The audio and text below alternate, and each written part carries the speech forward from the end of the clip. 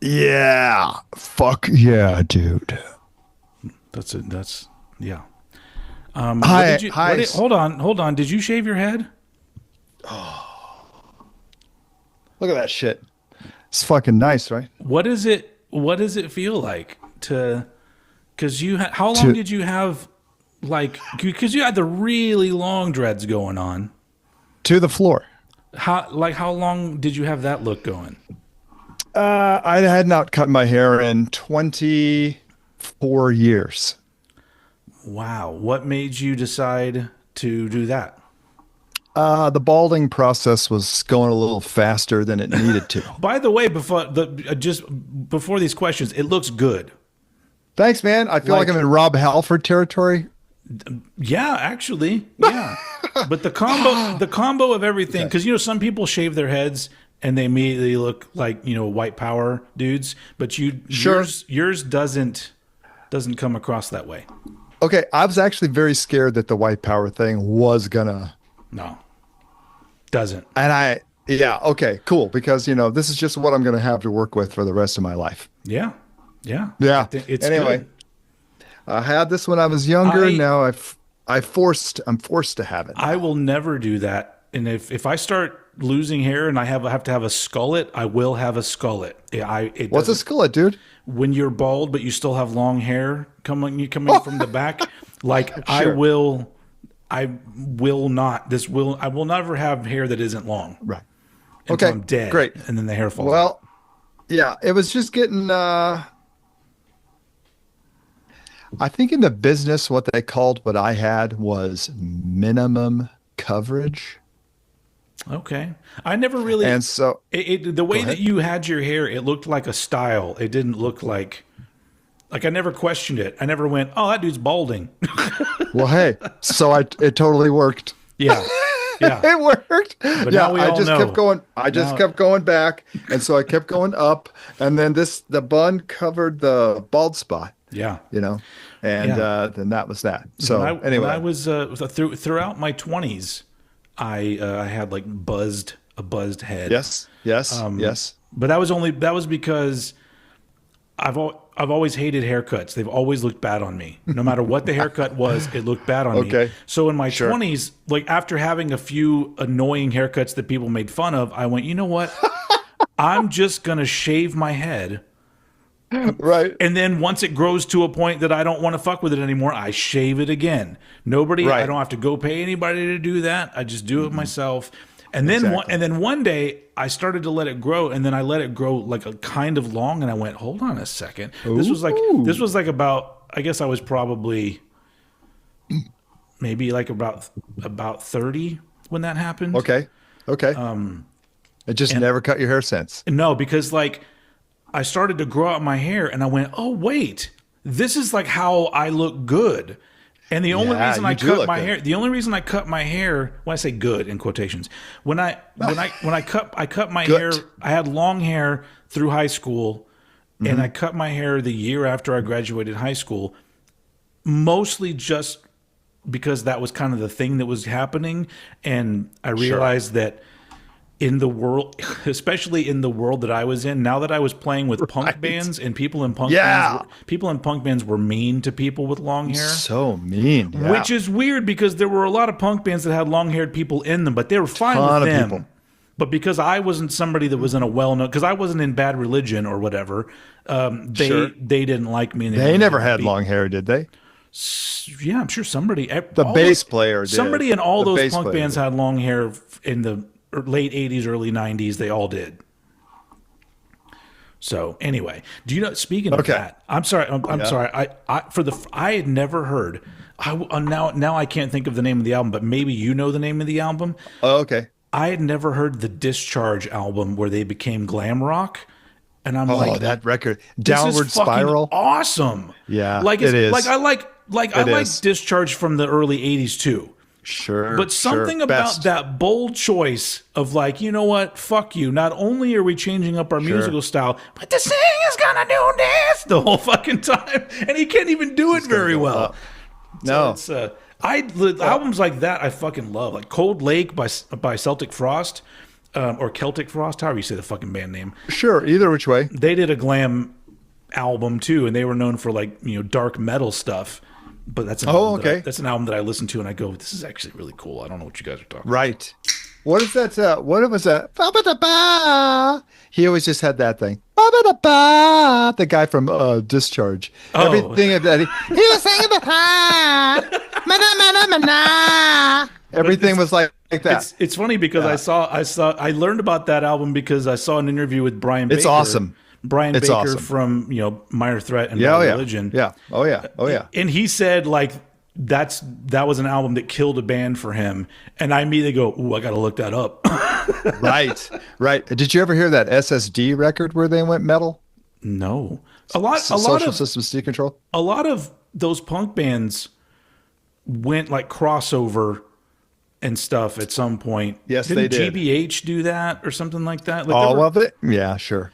There were a few bands. A lot of the English guys, a lot of the English bands tried to do that. Honestly, that Exploited album that I love so much is bordering on metal. Troops of Tomorrow, that's a little metal. Oh yeah, no, you love that one. Mm-hmm. That's an love old that favorite. record? That's like one of the earliest Right. albums I ever heard. Oh, okay. Technically, the first punk album I ever heard was Troops of Tomorrow by Exploited. Yeah. Okay. I was in third grade. First. Oh, That would it's have a been little young. That would have been 40 years ago. In 1986, 85 or 86 is when I heard that album. That's awesome. That's awesome. Anyway, I don't know. Congratulations. We've already just gone into a conversation. I don't even know. Is this? We a show? have. It's a show. Hey, in fact, it's called Summum Bonum. Hello, everyone on the internet. We're just going to start off with hair talk because I know everyone's going to be wondering. Sure. Why are they going to be wondering? And the second thing they're going to be wondering is, where did you get that really cool shirt that says Old Head Radio? Yeah, where did I get this really cool shirt? Is it a nice shirt? I haven't ordered one of those.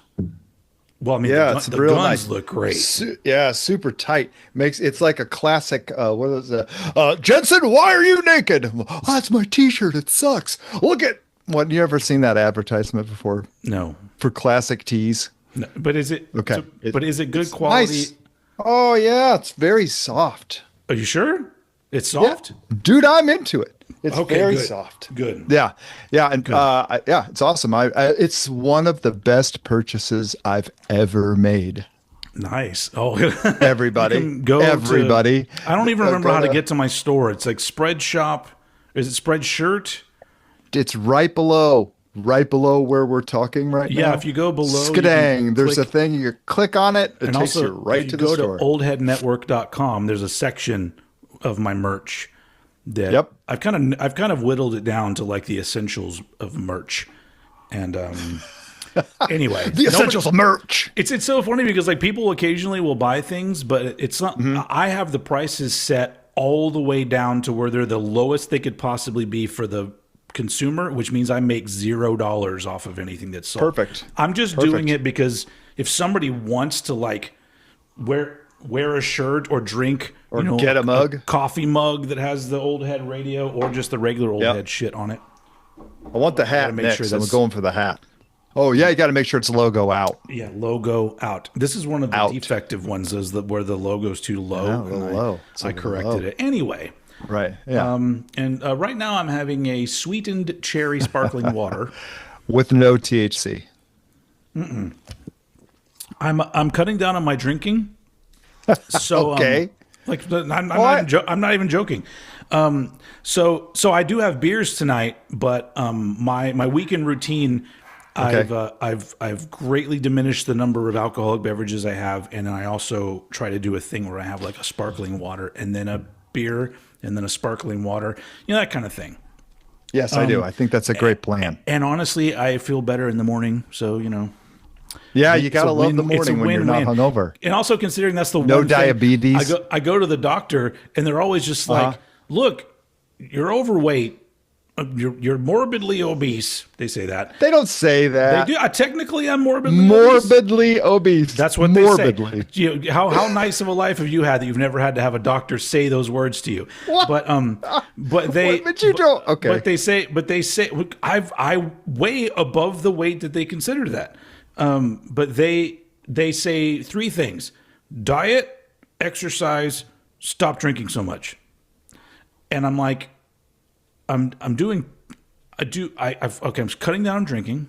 I exercise at least a couple times a week now because I got a treadmill. Okay. I have a Nordic track. I think we talked about it last time. With this? No, it's just a treadmill. Okay. No, it's not Nordic Okay. track. God damn it, what is it called? No, it is an Nordic track. They have a treadmill. Whatever. It's a brand that you think of when you think of treadmills and stuff. And Sure. maybe that's Yeah, it. right. Fuck, Right. I don't know. Right. Let me think of them. I immediately think of Soloflex because I saw that all the time Soloflex, when I was a kid. You'd just be watching TV in the middle of the night and be like, rubber bands? yeah, The rubber we bands? proudly Yeah. offer Soloflex, the Right, fucking Bowflex. future of motherfucking working out and shit. Right. That's how the commercial working went. out and shit. Anyway, Yeah. and you know, I eat okay. When my wife cooks, I eat really well. If my wife's not cooking, okay. I eat shit. So Okay. not literally Same. shit. Not but I mean, feces. no. Not feces. But I just grab whatever's like left over and shove it in my face at lunchtime. That's what I do. Anyway, so yeah, welcome to Summum Bonum. Summum Bonum. Summum Bonum. Summum Bonum. Banana. Yeah. We always about go into that, but then we never really go into that. Before we get into like because we're here to talk about a couple albums this episode. Some records this time. Yeah. Not movies. Not movies. Which honestly, I don't even know what I think I have an idea for my next movie, but I also have ideas for albums too. So we could just kind of continue however the fuck we want. But, Okay, right on. But before we get into that, Yes. two things. Number one, are you comfortable with talking about your job on this show? Okay, I wanted to talk to you about that. And I felt like the detail I shared with you, out of respect for the person Yes. for whom I mentioned, Yes. I don't know what their life was before I met them. I don't know where they lived or what they did or where they are or why they're here or there or never. I don't know what it took to be who they were. Okay. All I know is what little story I got. I do feel that I would like to maybe not mention it. Okay. So, Because if I was ever in your place, and then I wouldn't want to go on somebody else's show and then talk about your place. yes, yeah, I guess you're right. Yeah. So anyway, that for those being of you said- who don't know, Smirl is a heroin delivery driver. Exactly. And he delivered to somebody And prostitute. and prostitute. And prostitute. And sometimes certain people order a double, they call it a double whammy. And that's when you get the heroin and Smirl up on your nuts. And, Yeah, nuts. And Or they ordered a double whatever whammy. you have. And so whatever you have. Yeah. Anyway, that's I not- think a lot of- that's yeah. really not what You he like does. I to- hope you guys don't think that. Yeah, you really want to get, like, what you want to do is really start into the sex and then get the drugs so that the drugs kick in right as you come. Oh, geez. That's kind of my specialty. It's kind of my specialty. We're going to get demonetized for porno. Oh, we are? No, we're not. I don't fucking know. I don't think so. Okay, well, then let's move on to number 2. I'm quiet. Okay. Let's move on to number 2. Did Right. you watch the finale of Stranger Things? I did. Okay. So, Okay, I watched it. It was watched. Is this a spoiler alert? Who the fuck cares? It's out. Go watch it. If you haven't watched it yet, pause okay. this and go watch it. Okay. No, I don't think I'm really going to give anything away because I'm really just going to give an opinion because Sure. I went with my family to the theater. Yeah. To a theater. watch it, which was really fun. Oh, I bet. Not only that, it makes me want to watch the whole series in a theater because on the big screen with loud sound, it was fucking awesome. Now, Okay. Unfortunately, I am going to be one of those people that is I'm not going where you think I'm going to go. That is going to say words like perfect and flawless because that's what I felt about it. I left that thing thinking to myself, that might be the greatest finale of any show I've ever seen in my life. For a show that that is really meaningful to me. Like I thought I was going to enjoy it, but everything up to even like a certain point, like they did things in the way, like I didn't know what was going to happen, but they did things in a way where I went, I feel 100% satisfied. Oh, okay. And I just thought it was it was so much fun. It felt like an 80s adventure movie on the big screen. This was like the final sequel to some series of movies like Raiders of the Lost Ark or some shit, and you're just going to watch the final. It was like, I feel like they nailed like everything in that episode. Okay. And I say episode, it was like 2 hours long. It was like a movie. 2 hours. It was a movie. But so are you shaking your head like that because you did not like it or didn't think it was very good, or what was your thoughts? I'm not going to say I didn't like it because I liked it. Yeah. I liked it. Yeah. And I've enjoyed the series all the way up. It was when did it come out? 2016? 2016? 2016. Okay. I believe the first season was 2016. Okay. So I and my family watched the first season before anybody was interested. And I was like, yeah, it's a good show. Yeah, it's a good show. And then finally we sat back down and watched it as a family. And then we were hooked or whatever. We were, into it or whatever. Yeah. Yeah. Yeah. Let me just say that I enjoyed it. It was fun. It was a good experience. And I'm glad it happened. And but I I would not say that it was. I wouldn't say it was perfect. I was left with a lot. Here's the deal, man. That was a huge ass cast, and to like try to get everybody in there to do stuff the whole time. And to be quite honest, like I really thought this 2 hour thing, like, okay, when I watch Harry Potter movies or whatever, and then fucking Dumbledore and who's the guy? Voldemort. Voldemort. When they fucking have that wand battle in the fucking Ministry of Magic, and it's just like, what the fuck is happening? Like, it's just for so fucking long. Did you see different movies than I saw? I saw the first like 3 Harry Potter movies, and I left the same way. I went, that was a movie. Oh man, there's sure, but then like the lightsaber scene in Return of the Jedi, when he just fucking beats the fuck out of Darth Vader and cuts off his hand and that whole shit. There was like this thing that goes on. Throws the Emperor down. Wham! Right. Yeah. There's like an intent, and like when Neo fights all those Mr. Smiths in the last movie and in that puddle, you know what I mean? There's just this fucking thing that's going on, and I just felt like I really wanted to see Elle and Vecna fucking duke it out. Well, but that's not what they do on that show. But also, I mean, is it not enough that she literally jumped and dove into a giant creature's mouth? Okay. No, she didn't even dump it in his mouth. She ripped open its chest and went inside its body from there. She ripped him open. Even cooler. Dumbledore didn't do thumbs that.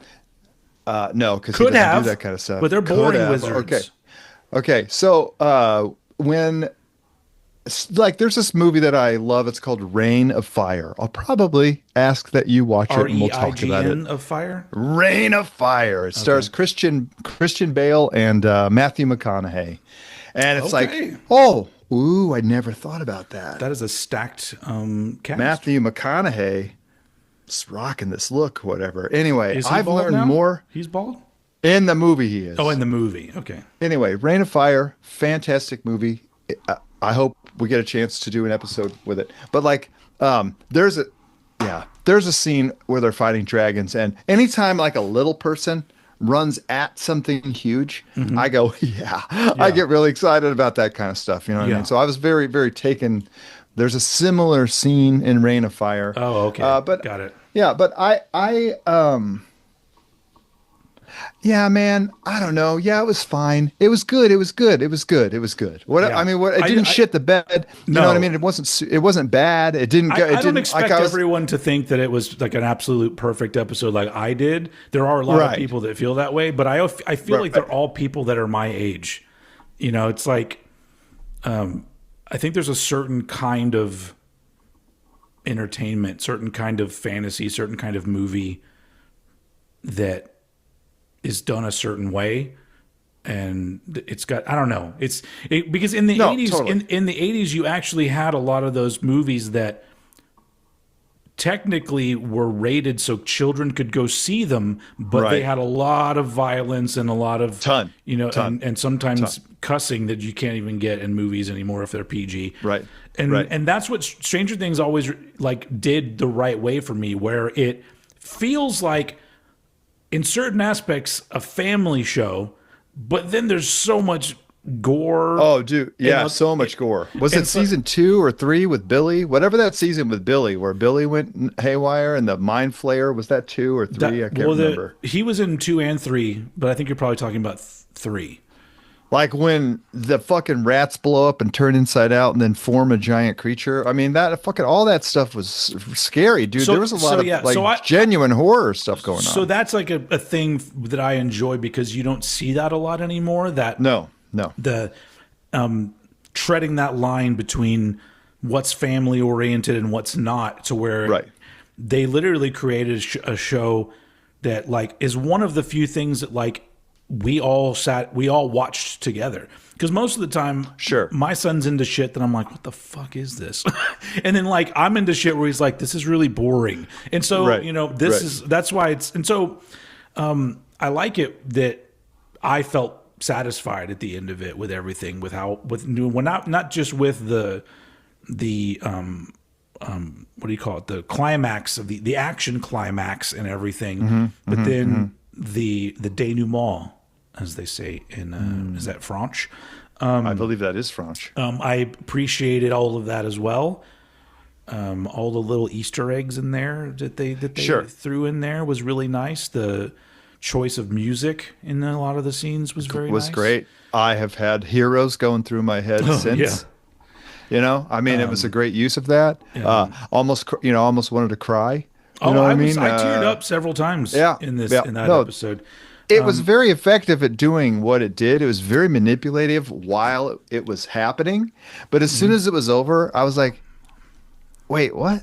And then that's this. I had the complete opposite, where I couldn't stop thinking about little parts of the show. And then like making connections in my head and being like, I don't know. But you are right. Like, it is hard to wrap something up when you have that large of a cast and that, because you can't, because obviously, like, it's weird to write stuff like that. I would never be able to write like fantasy stuff like that, because I would immediately forget the rules that I set in my script. Exactly. 3 years Your ago. world has to have, totally. You have to stay in the world.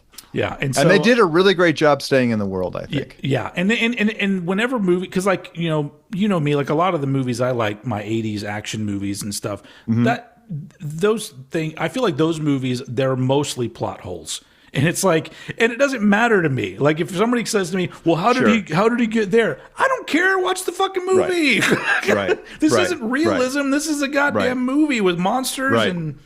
Anyway, but I really enjoyed it, and not only that, I enjoyed the fact that like my family was there.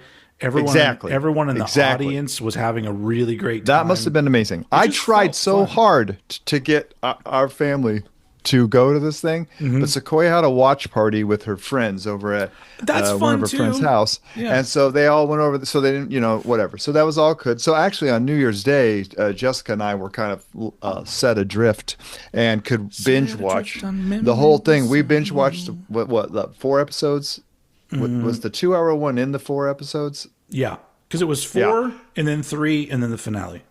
Yeah, and so we got like 59 minutes into the finale before Sequoia came home, and we had to turn it off. It was, Jessica's never used the term blue balls in her entire life, but she was like, "Oh, I think I got blue balls." Oh, so she was into it. Yeah, she was into it. So we had to stop watching it because Sequoia didn't have her watch party till the next day, so it was like, "Oh, okay, we got to stop." So then we were waiting, boom, and then we could watch the last hour, which was pretty much an epilogue. Well, it pretty much says 18 years later, like about an hour into when you got left over, and which I love that whole last. That's what I was hoping they were going to do. I'm just like, you can't build this relationship with these characters that a lot of people have, and then just have them defeat a creature and then go, "Yay!" And then like I was like, no, of course. But at the same time, this is what I was talking about. They did right, where they did do this sort of send off epilogue scene with explanations, kind of explanations about what would happen to some of the characters, but they left just enough of it open for pessimists like me to go, yeah, it didn't happen.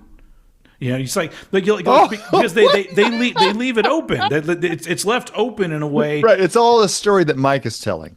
Well, not only that, like there's that scene at the end where you've got the four older kids that are on the roof, and they're all like, "We're going to meet up like once a month," and us older people, they know they're not. Us older people know that's not happening. But somebody like who might have a different outlook on things go, that was a really nice ending because they're going to be friends forever. And I'm like, you know what? Sure. You're welcome to think about it that way. But I immediately go, it's not going to happen. Yeah, it's not going to happen.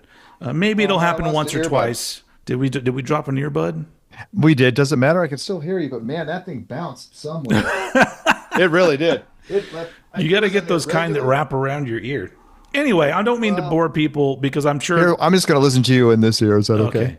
If we lose this one, we're fucked. We can pause if you want to get. I think it went under the bed. I don't even know. Like, and I can't get out of here. I pretty much build myself in, and then I'm in. Speaking of that, like, this is a whole. I feel like you're living in like a adventure movie, like King Solomon's Mines or something like that, with your background. Yeah, I like this one. This today. This was nice, and I figured out finally how to get a painting in here because I just used a guitar stand. Oh, nice. Okay. You know, because I can't hang it on this thing because this thing is just fabric. It's fabric. Yeah. Yeah. Yeah. I like it. Yeah. Yeah, I'm into it, man. It's been. Yeah. Anyway, and I had to iron these because they were new, and when they come in the pack, they're all rolled up. I go to a lot of trouble. Well, yeah, I appreciate it because it's always nice to look at. It's just like there's a lot going on, and you know, I just got the same old shit going on. Yeah, but it's very nice, except for that collection gets a little bigger every time. The VHS collection. Yeah, yeah. I've had to move. I've had to move some of them in the other room with my records. What? Really? Yeah. So when you sent me a picture of that Devo record that you bought, and I'm like looking at past the Devo record at the shelf here on the bottom, and I'm like, holy shit, man. Yeah. How many of these things are you cranking in a week? Oh, not there. The big gets are when we go to our local, like the VHS seller that we go to sometimes. But other than that, it's now become just a couple here and there. Maybe every other week I'll get a couple in the mail. Okay. But right now it's at the point now where there's very few left that I really want to get, and then half of those are really expensive and hard to come by. So did you make a list? I have a list, yeah. Okay. You know what's really weird about this is my left ear is not a very good ear. Well, would you go look for the thing? I'll stall everybody. I'm going to do like a proper intro. So today, kids, we're going to be, we swapped albums again. And when we do this, not only do we suggest albums to each other to listen to that we have never heard before, but we purchase those albums on vinyl and send them to each other. So there's a gifting aspect involved, which is fun, and then introducing each other to music that's very important to us that the other has not heard, and then we have a discussion. And so far, this is is this the third or fourth? How many of this is the third one we've done of this, right? He's trying to get up, folks. I'm so used to doing Cranked and Ranked where there's a podcast version, so I feel like I'm supposed to be explaining what's going on, but I'm not. Oh, nice. No, I like it. I like it. But he found it. All right. So it was all the way across the room. That thing way in there. All the way. The instructions say to stick it in like this and then spin it. And spin it. And then shove until it until it hits your brain. Yeah. Yeah. That sounds so much better. Yay, in stereo. Okay. Yeah, that's right. Speaking of luscious voices. So is this the third time doing albums now? Yes, the first one was you sent me Refused. The second one you sent me Mastodon, and I sent you Adam and the Ant. And then, yes. Okay, so is that true? Yes. Feels like there should have been another one. No, because we started. Oh, that's right. We started with movies because we did not do one in December. and it's already January. That's Oh, what's okay. freaking Well, me out. also welcome to 2026. Happy New Year. Oh, hey, Happy New Year, everybody! Anyway, so yeah, so we picked albums this time to discuss. Yes. And I would like to go first if that's okay with you. I believe it is your turn because Adam, man, you did last. Either way, I feel like I would like to go. I can't wait to see what this looks like. I can't wait to see what it looks like. Oh, it's a big bitch, so I had to get it out of the protective bag here.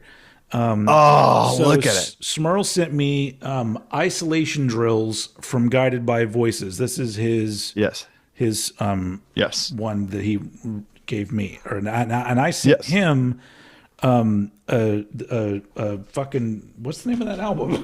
Novelty by Jawbox.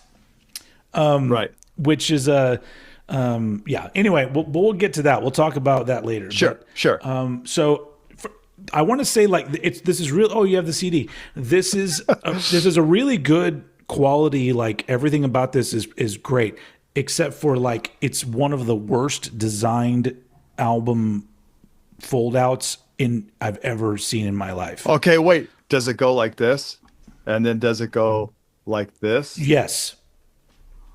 So, like, here, hold on a second. I gotta take the records are both in the middle, which is like stupid. And then like, if I want to read lyrics, I gotta do this. I gotta read lyrics like this. Perfect. This is fucking dumb as fuck. This is perfect. No, that's great. It's awesome. Now, I am so glad they stuck to this design. This is so fucking cool. I can barely stand it. I'm so excited for you right now. Sit and read lyrics. Dude. So if you want to make it like this, also include a lyric sheet or something. Hey, can I just say? What? Yeah, there's not no even a lyric sheet. So I would rather have it fold out. There is an insert in it, but it just doesn't have lyrics. No goddamn lyrics, but we'll get into that later. Anyway, so this is like, double vinyl. It's very well. Okay, but what? Go ahead. I want to see what the label looks like, pretty please. What did they do on the label? The inner label. What is that? Oh, nice. Okay. It's the same thing on all four. Four sites, and it's 45 RPM, so it's. Oh, no way! Yeah, so that means that's cool. For those of you who don't know, that sometimes helps with the the quality of the audio that you're listening to. So anyway, so they did not do this. They did not do that. Well, the record fits behind this. They slide in here. No, but this Guided by Voice. They didn't. That sucks. Okay, all right. That's a good design. Okay, keep going. I'm sorry. I'm so sorry. I mean, obviously, I didn't know this album at all, so I didn't know how it looked anyway. Okay. I already looked at it and went, this album cover is lame. I don't even know what this is or why this is the album cover. No, he does those. Okay. Robert Pollard makes them. Okay, so I had never heard Guided by Voices before. Right. Ever. Right. And a big reason why, like, I had never heard them before is because they got lumped in with other pretentious music snob bands. So, like, who did that?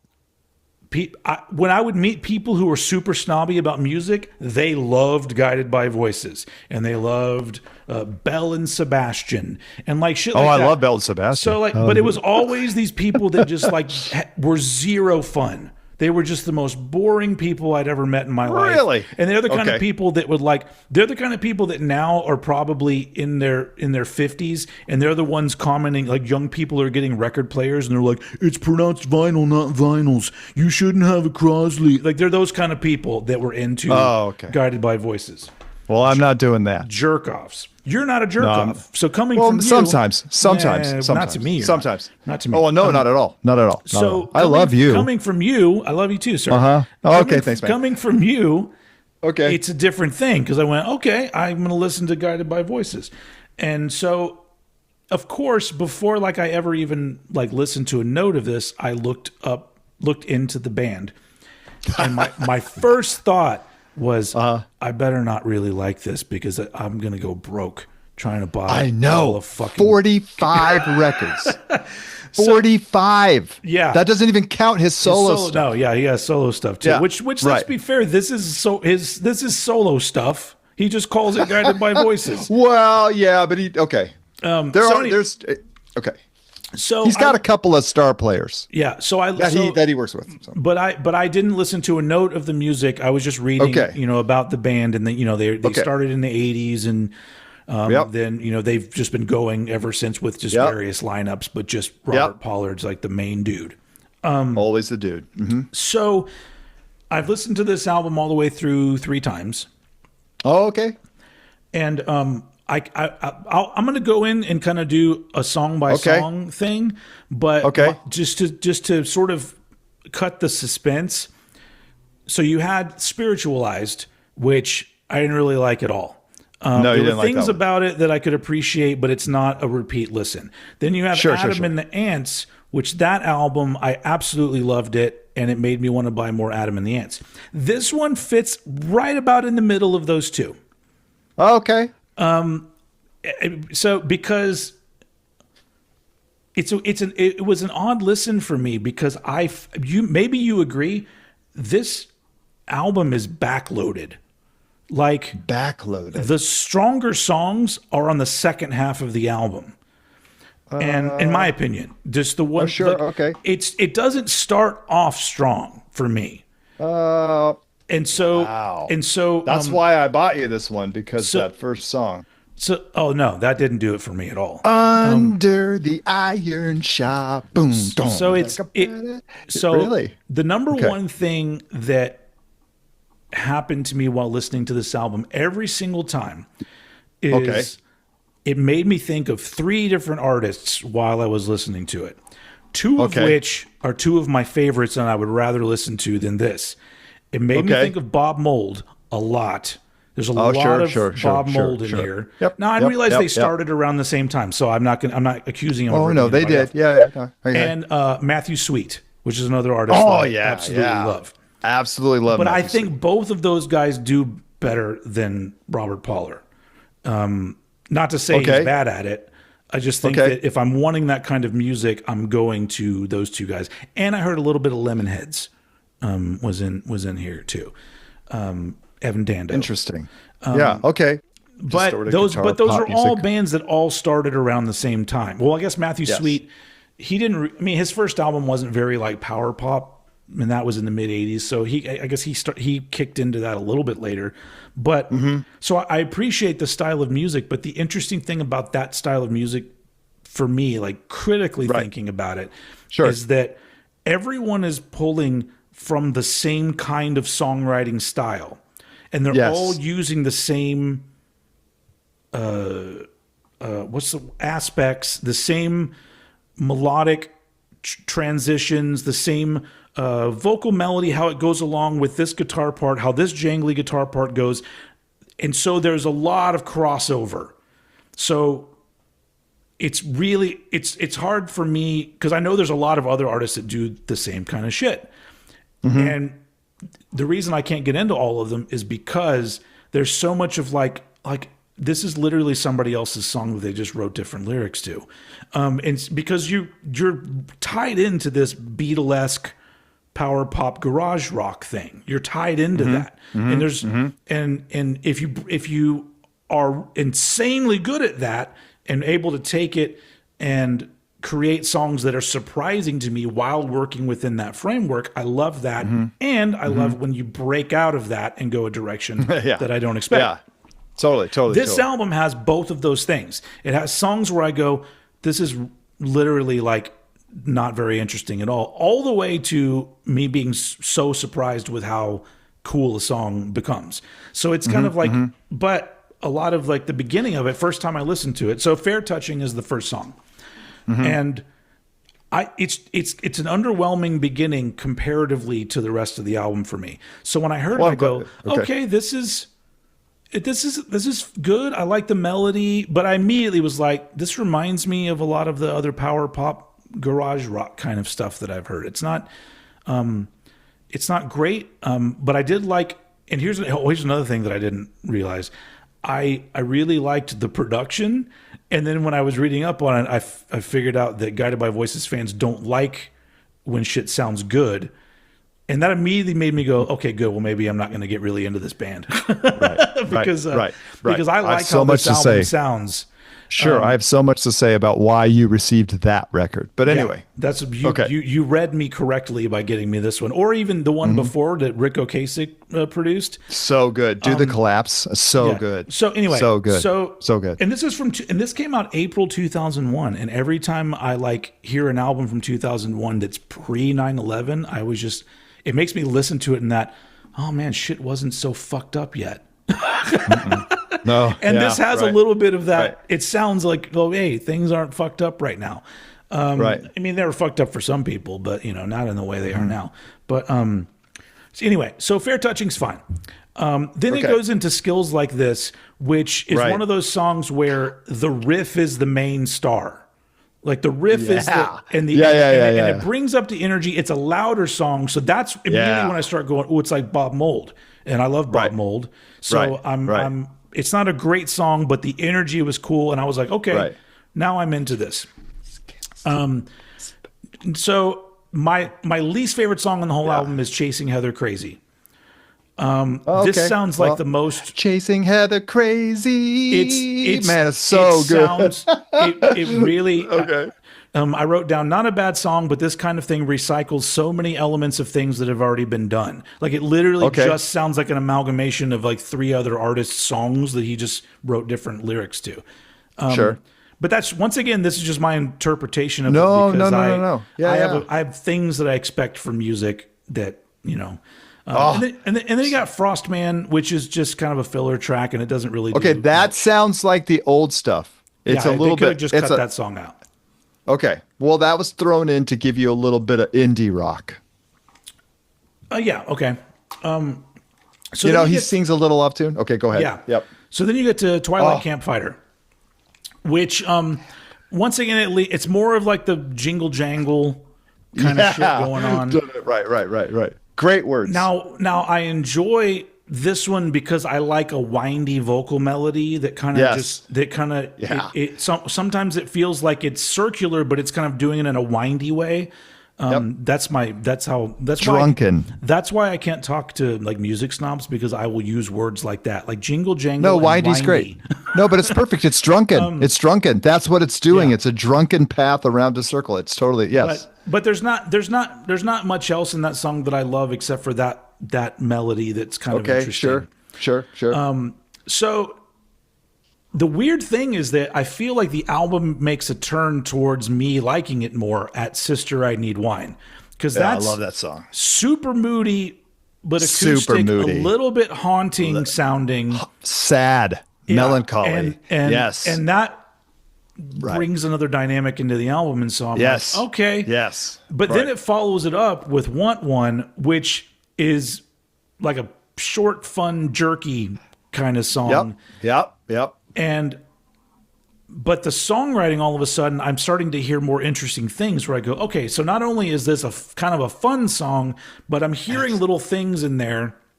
And it gives it to you really quickly. Quickly. And I'm like, they're in a lot of short songs too. There was like none of these songs. I don't think I think the last song is the longest one, and it's maybe 4 minutes at the most. Maybe. So this is where I think it kind of starts. Enemy like has an odd time signature. You already got me on board with an odd time signature. Okay, dude, this is awesome. I really like the vibe on this one. Okay, right on. And the thing that I love about this one is that this is one of those situations where you take a song and you do something with it at the end of the song to wrap it up that elevates the song. So there's a variation on the riff that happens in the whole lead out of the song that literally elevates the entire fucking song. And I'm like, all right, that's fucking songwriting right there. They're so good at it. Yeah. It really just felt like a Yeah. grand, like it had a crescendo. Is that the right word? I don't know. Yeah, it totally. built up and it was very well done. Okay. Then like Unspirited, I like the Odd Time Signature. It's not a bad song, but it's not quite as interesting as the one before. That left a high way up here, and then it kind of brings it back down. Totally. Where Unspirited is good, but Same. not Right. great. Yep. Okay. Then we get to Glad Girls, which ever since I heard that song, it's been stuck in my head for Yes. For Okay. Are you mad at it, or are you happy about it? No, not mad at it at all. It's Okay. So if you just change girls to Smurls too, then you're really getting stuck in your head. Shit.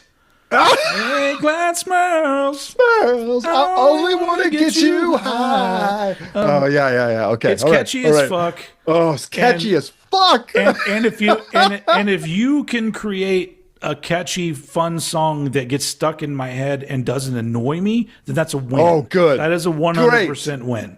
Great. All right. So it's okay. So at that point, the first time I'm listening to this album, I've heard songs that I really like. I've heard a really fun one that kind of perked me up, and I'm like, cool.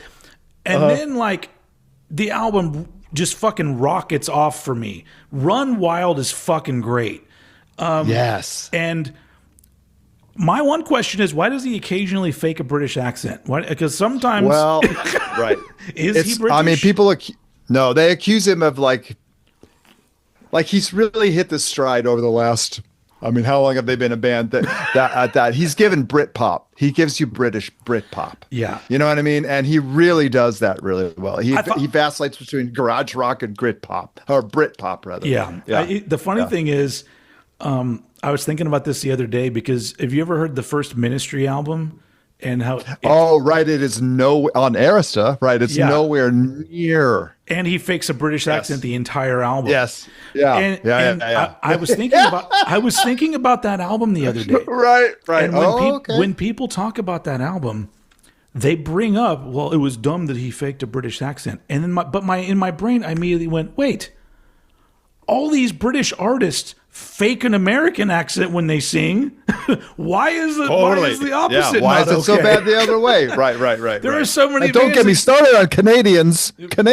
Yeah, they don't sound Canadian on their songs. So it doesn't bother me that he faked a British accent. I just thought it was interesting how it only happens sometimes.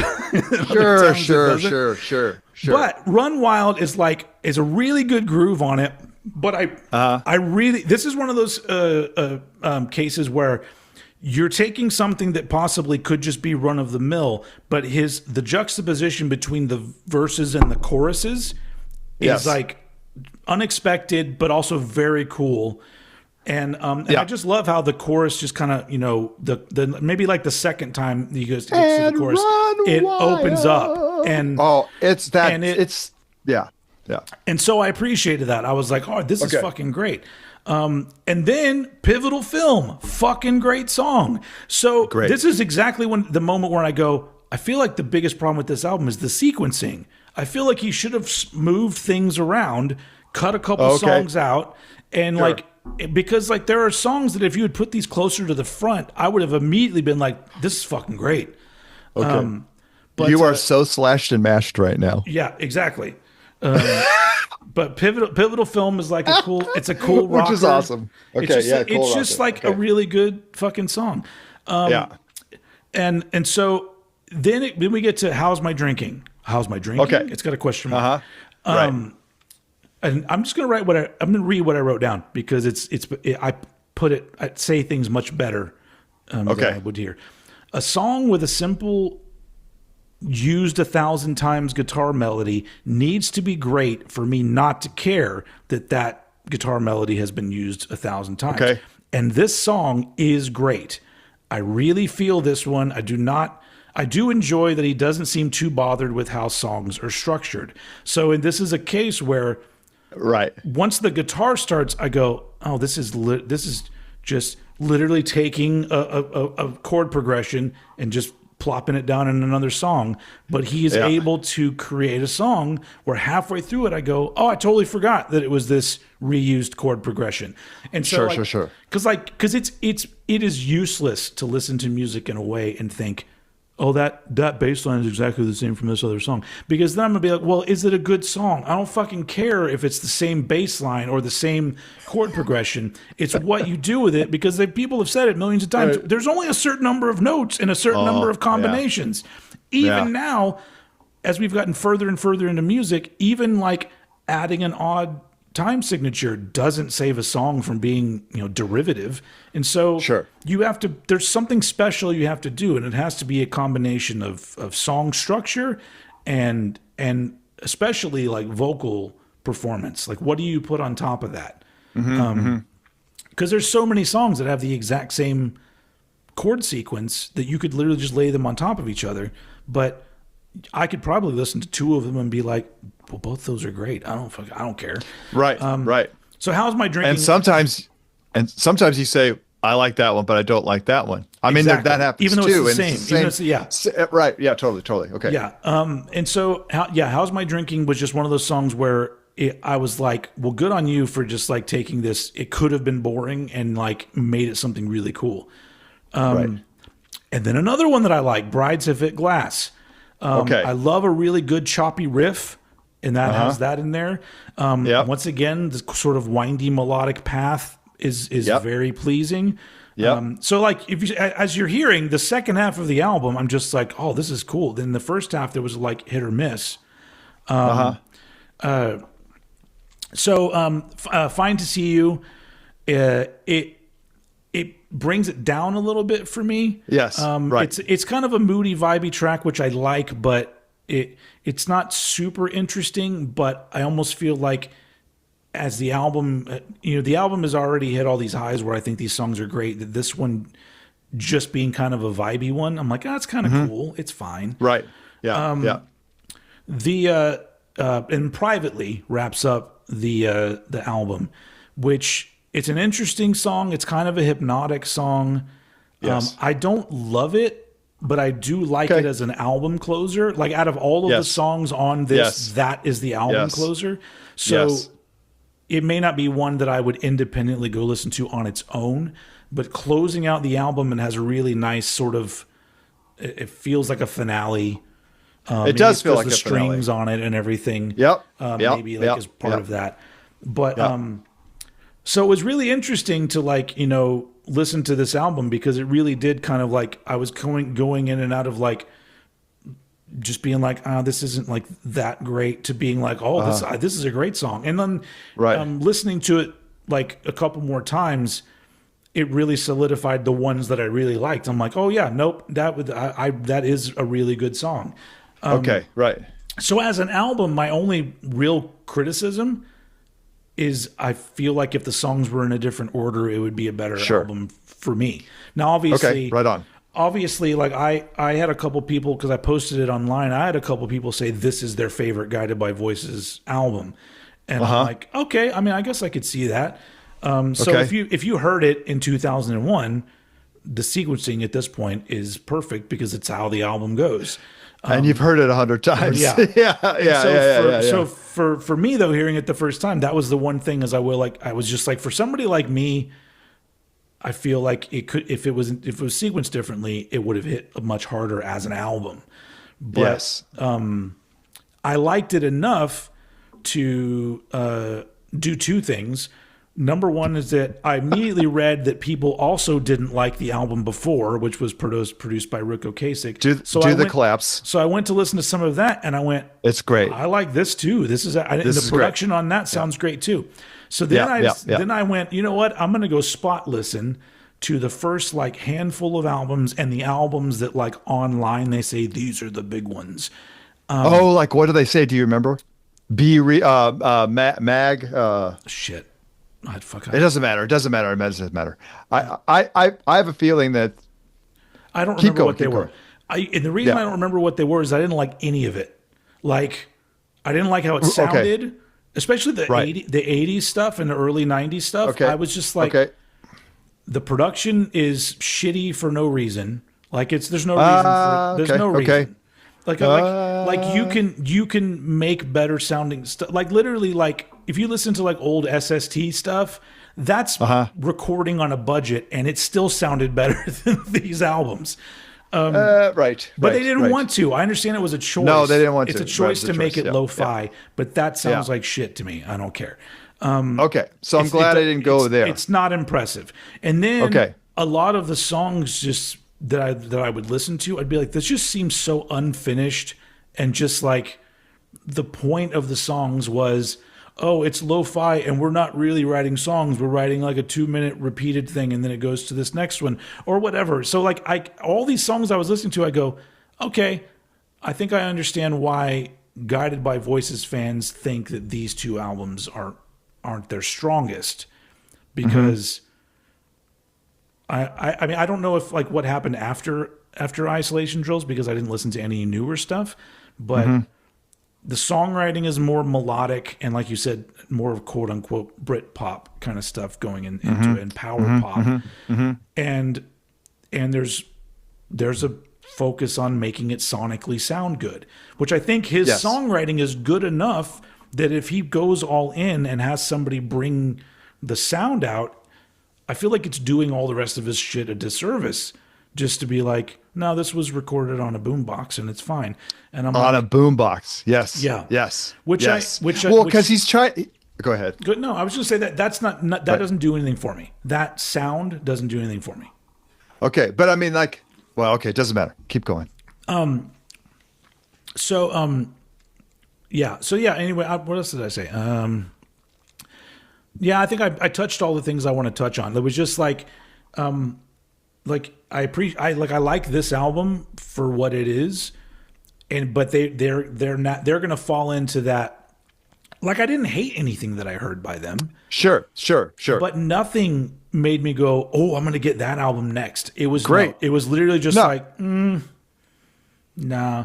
But there are some bands that have albums that I fucking hold up on a pedestal and go, "This album is fucking amazing." Cool. So you're a fan? No, everything after that's pretty much shit. Right. I just like that record. Yeah, I really like that So record. it's like, Yeah, I remember yeah. like I worked with a guy in my 20s. I worked at a couple different dry cleaners. I was like the front desk clerk at a dry cleaner, and I remember a guy that he liked completely different music from me, but he was really into music. And I remember one day he said to me, sometimes I find it exhausting to be into bands, so I'm just into albums. So I don't have to worry right. about like, Great.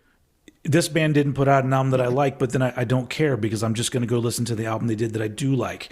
And I'm like, that's a cool way to think about things. But my brain, I'm so like obsessive that that's not how it works. It's like, if I get into a band, I'm going to get into like fucking everything. Right. And I'll probably end up liking the albums that I don't like as much as time goes on. But at the same time, Okay. sometimes I think it's realistic just to go, look, somebody can put out an album or even just have a song that you really like and then you don't really like anything else. In their case, in Guided by Voices case, I have a feeling that if I got the album before this, I would enjoy that one as well because I liked what I heard. Right. but I the think stuff Rick Ocasek did great. The stuff He did that they great. built their reputation on, though, that's in a world that like I'm not. It doesn't give me a feeling that music gives me that I love. It was more of like a Right. okay, because I honestly if you refer to anything you do as garage rock, I normally don't like it. Oh, really? Okay. I've seen so many of those garage rock bands like live, and I'm just like, this is so, because it's so derivative and repetitive, and it's like style over substance most of the time, and I just don't. It just bothers me, but I feel like fucking being a band that's been together. What was it, like early '80s? Guided by Voices started. Yeah. Yeah. And then this came out in 2001. So this is a good 20 years after. And they've they got like started. 15 records after that I or feel whatever. like I mean, it's just like, any great band is going to make that shift into, hey, I wonder what would happen if we like made the shit sound real good. Right. You know? Right. No, totally. And unfortunately, I'm just one of those boring people that I'm just like, look, I just want, I love the album experience so much that if I want to just hear you playing a noisy guitar, I'll just go see you live. When you give me an Right, album, I right. want the album to be an album experience. And Okay. occasionally there are albums that are pretty lo-fi that I do enjoy, but there's always some element of production that brings that forward. You know, because there are a lot of producers that can make a band sound quote unquote raw, but you're listening to it and you're going, look, it took a lot of work to get that quote unquote raw sound for that band. Right. Anyway, Totally. I guess long story short, it's not short at all, but like to wrap it up, I feel like you did good in recommending this album. Because I am a fan of Brit pop stuff. Some of it, not all of it, but some of it. Right. And like I said, being a fan of Bob Mould and Matthew Sweet helped as well, because it's in my wheelhouse of things that I sometimes enjoy. Right on. But so it's one of those. That's why I said it's literally in the middle of Adamant and Spiritualized, where I didn't love everything about it, but if somebody came to me and said, "Hey, is that a good album?" I'd be like, "Well, yeah, of course it's a good album." Right. Okay. Great. And I'm glad that I know this band now. I know that I love that it's a band that, like, you know, can be brought up and I can go, hey, I know about that band, and I've heard some things. Fantastic. Yeah. Yeah. I mean, really, at best, I hoped you would maybe not like it, but respect it. That was where I thought this was going to go. And it was I respect the fuck out of that guy. If you write that many fucking songs, because think about it, 40, let's say, and with solo albums, we're probably pushing 60 albums. Sure. The dude is just incredible. And a lot of them have, let's say, 12 to 15 tracks on them. So what's that? 60? Yeah. I mean, just think about how much. I know. That to me is respect. I respect that, and I envy it, because, like, I wish that I had that kind of songwriting drive. Right. Like I mean, the dude's old. He's old. Yeah, it's like like this guy, like, and I know that feeling, because it's like this guy writes songs the way that I want to eat cookies.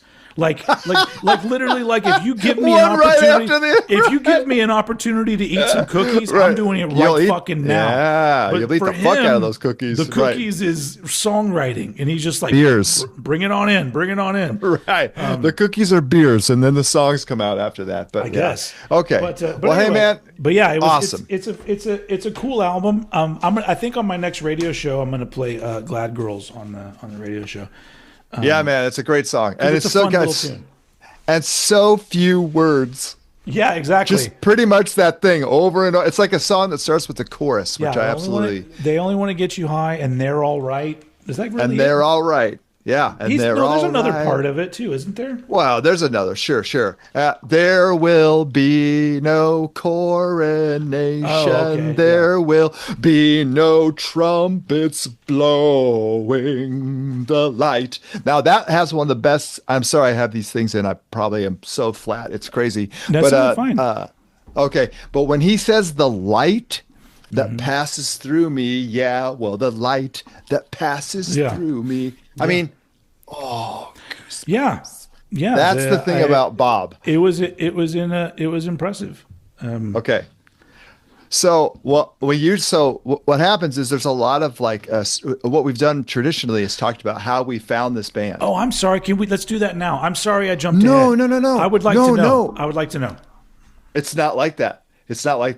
I'm glad you went where you went to. And again, you took such beautiful notes on track by track that I think that's fantastic. What I want to say about the album and about the sequencing is that, and you've mentioned this, live. This is a live band. They play shows.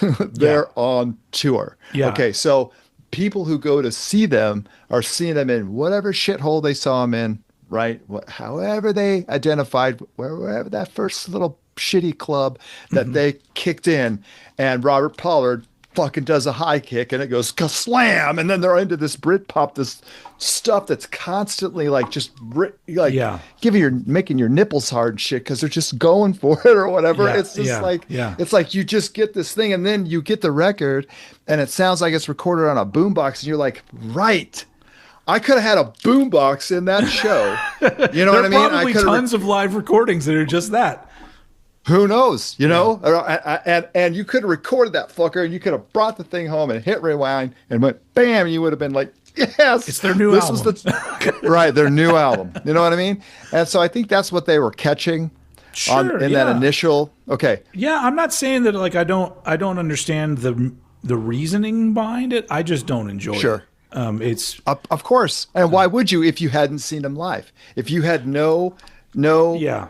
if you just threw that shit at people, it would sound like a bunch of cats fighting, basically. You know what I mean? But if Yeah. you had experienced that with others in a place, it becomes part of you because Yeah. there is something very captivating about this band. Yeah, and from all accounts, they're an amazing live band, and that makes me think about it. Isn't it interesting? Like, you know, being people that have been into music for a long time, the different experiences of like that experience where the band is so great live, and then maybe you get their album and it doesn't sound good, but it doesn't matter because the experience of seeing them has made you a fan, and you understand them.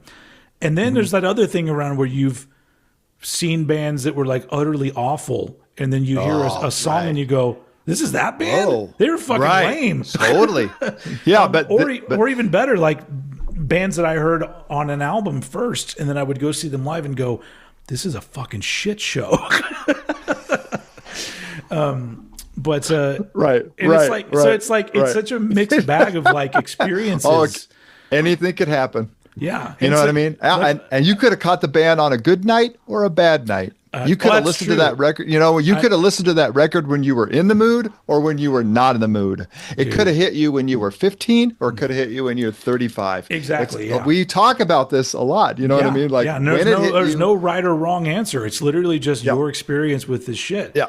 For some reason, the one that comes to mind is in the early 2000s. I saw Modest Mouse, and I'm just like, okay. I thought this band was good. They sounded like complete shit. Like every aspect. Oh, did of they that really? Oh yeah, it was really bad. Live? Live. They sounded bad. It was bad. Oh. His singing was bad. The whole band just seemed like they were just phoning it in. And this was like, I guess this would have been. Oh, like that sucks, man. 2003 sucks. maybe. But I just remember thinking like, I feel like the kind of music he makes could be a lot more energetic than this, and it was just so like, I don't know. It was underwhelming. I wasn't a huge Modest Mouse fan, but I liked them enough to go see them. But yeah. But I mean, like the bar gets set high for some band. Like I'm sure Guided by Voices is one of those bands that, like, for a live show, the bar gets set so high that you go see other bands and you go, why? If you don't seem to be into this, why don't you just quit being a band? Just stop, because these other bands are like, or Right. to use a phrase that I absolutely hate, they're giving 110%, on Sure. stage, which isn't Sure. a real percent. Yep. But Well, it's that feeling of like, you go see a band and you're like, wow, I would have been happy with 50% of that, but they like. right. You can tell that these people love that music and it fills them Right. with some sort of energy or some Yes. sort of shit. And the thing is, it's not even, I can't even explain it because I've seen bands that have pretty much just stood there, but the energy was sure. fucking insane. And then the same Amazing. thing, I've seen bands that are crazy jumping off the walls, but they're complete shit. And so it's like, Yeah. it's so weird to just be like, it's just Right. it's got to be the right time, the right band, the right people, the right music. And like everything just falls into place. Exactly. And it's crazy. It's just so, being a music fan is really weird because it's totally weird. There's some because like some yeah. high highs and some and ridiculous lows. ridiculous lows. Just like, what is that? Like, you feel bad yourself for being involved in it, especially if you're playing it and it goes one of those nights. You're just like, this is never. Oh, right. I've played a lot of bad shows. Oh yeah, right. I remember I played a show with it wasn't the last band I was in, or maybe it was. I don't know. At this point, it's all a blur. I just remember like playing at there was a venue, or I don't think it's there anymore. There's a venue in Austin called Red 7, and they had like an indoor stage and an outdoor stage. And my band only got to play the outdoor stage one time. The other times we played there, we were indoors. But I just remember the way they had the stage situated at this one point. you're facing out and there's a room and then there's the doors to the outside stage. And we literally played just watching people go out to the outdoor stage to watch the band that was playing out there. Right, because it was like fun outside. Was it more fun outside? It was better that the bands. deal? It was just better bands. Oh, dude, we've played clubs where we're in the basement. Yeah. And the show is rocking above you. Yeah. You know what I mean? And you're like, oh, yeah. Well, it was 1, 2, 3, 4. It was so the outside part was bigger, and so there were bigger names playing out. I don't even remember who the band was. I just remember I got so annoyed that I just got really drunk, and by the last part of our performance, which we had to play last, by the way, so that nobody's in there watching us because they're out watching the headliner they came to go see. And so I'm literally just like talking shit in between songs, so much so that like my drummer was just like, "Dude, come on, can you just not talk at shows anymore?" And if I remember right, but like he wasn't wrong. Like if I remember right, that was one of the last times that I was really talkative on stage because I felt embarrassed by it. So from then on, I became the person that would just say, this is our band name. Thanks for watching. And then I would not say a fucking word the rest of the fucking show. Unless somebody like I had to say something or, but I realized that like, you know what? I'm not good at banter. I'm not very clever on stage because my brain's not in the right place to be clever. Oh, dude. And then if I'm feeling a certain way, it's just going to come out of my mouth. And so I'm just like, sure. Yeah, so like the rest of my career as a musician, I very rarely said shit on stage because of the times that I opened my mouth and went, oh no. He wasn't like, hey, maybe you should switch up your attitude or maybe talk a little less or whatever, but he said maybe you shouldn't talk anymore. I'm paraphrasing, but yes. You must have really fucked that show up. He must have been like, dude, right, here's a suggestion. Yeah. You don't talk anymore. Yeah. He wasn't wrong. I'm not mad at it at all. I'm not wrong. He was not wrong. Oh, dude, that's fucking, and that's that thing where you go, oh, right. Yeah. But I knew it at the time. Okay. I knew it even leaving that show. I went, just shut your fucking mouth. Mouth. Just play the songs. Yeah. Just play the fucking songs. But dude. The thing is, I never got to be like my band was always my bands have always been a Modest Mouse experience. It was really? I've played some shows that I thought I was very proud of when it was over, but during it, I'm just listening. I'll go, God, this sounds fucking off. My voice was bad on that. This like I've never been in a band where I've left a show going, we fucking blew the fucking stage away or whatever. Like I've never once in my life. Never once. I may have thought a song was good. And it wasn't. And the thing is, I can't blame other people in the band because I've played with other good musicians. Sometimes it's just me. Dude, that second cable access show was fucking awesome.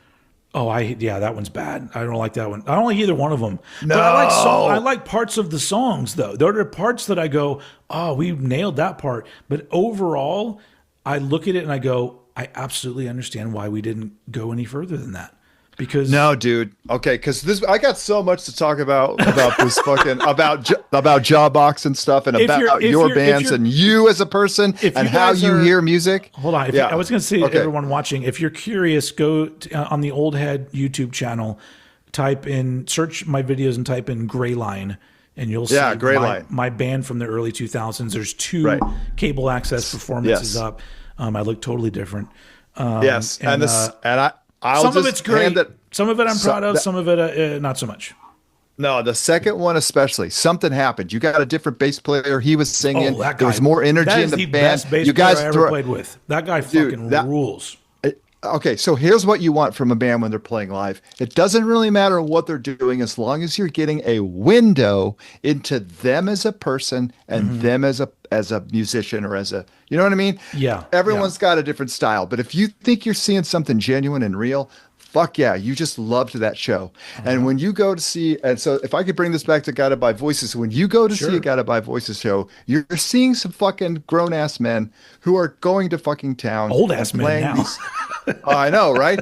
But I mean, like, okay, I'm assuming and I never saw Tom Petty live, but I'm assuming if you saw Tom Petty live, you would be fucking blown away. Yeah, Right? Talk I'm about a guy who recycles pop. I'm a massive Tom Petty fan, and I never got to see He's him great. live. Yeah, I never saw him either. Yeah. But I mean, like, talk about a guy who recycles shit and makes it his. Yes, he is he also plays in that field of like this could be totally boring, but he finds a way to put his stamp on like fucking. I've never heard a Tom Petty song that was bad. Zero ever.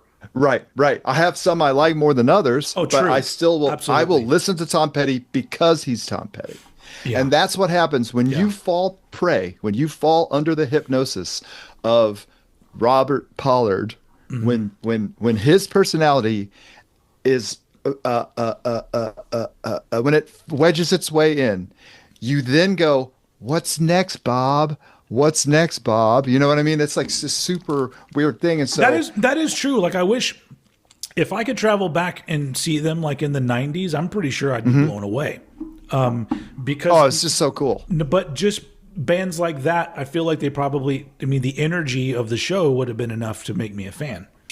Yes. And it's kind of cool because they're just like, I don't know, it's like they're kind of drunk and they just got a cigarette and they're just fucking going for it. And you're like, you guys are fucking awesome. But I got it. I was late to this game too, man. And am I screaming because I can't hear myself in these headphones? No, it's good. Okay, good. I'll just state this volume. We're animated. We're excited. We're having a good time. Okay. I appreciate this. So my dad loved to buy new cars. Not new cars, used cars. But he loved to buy a new used car. About new to you.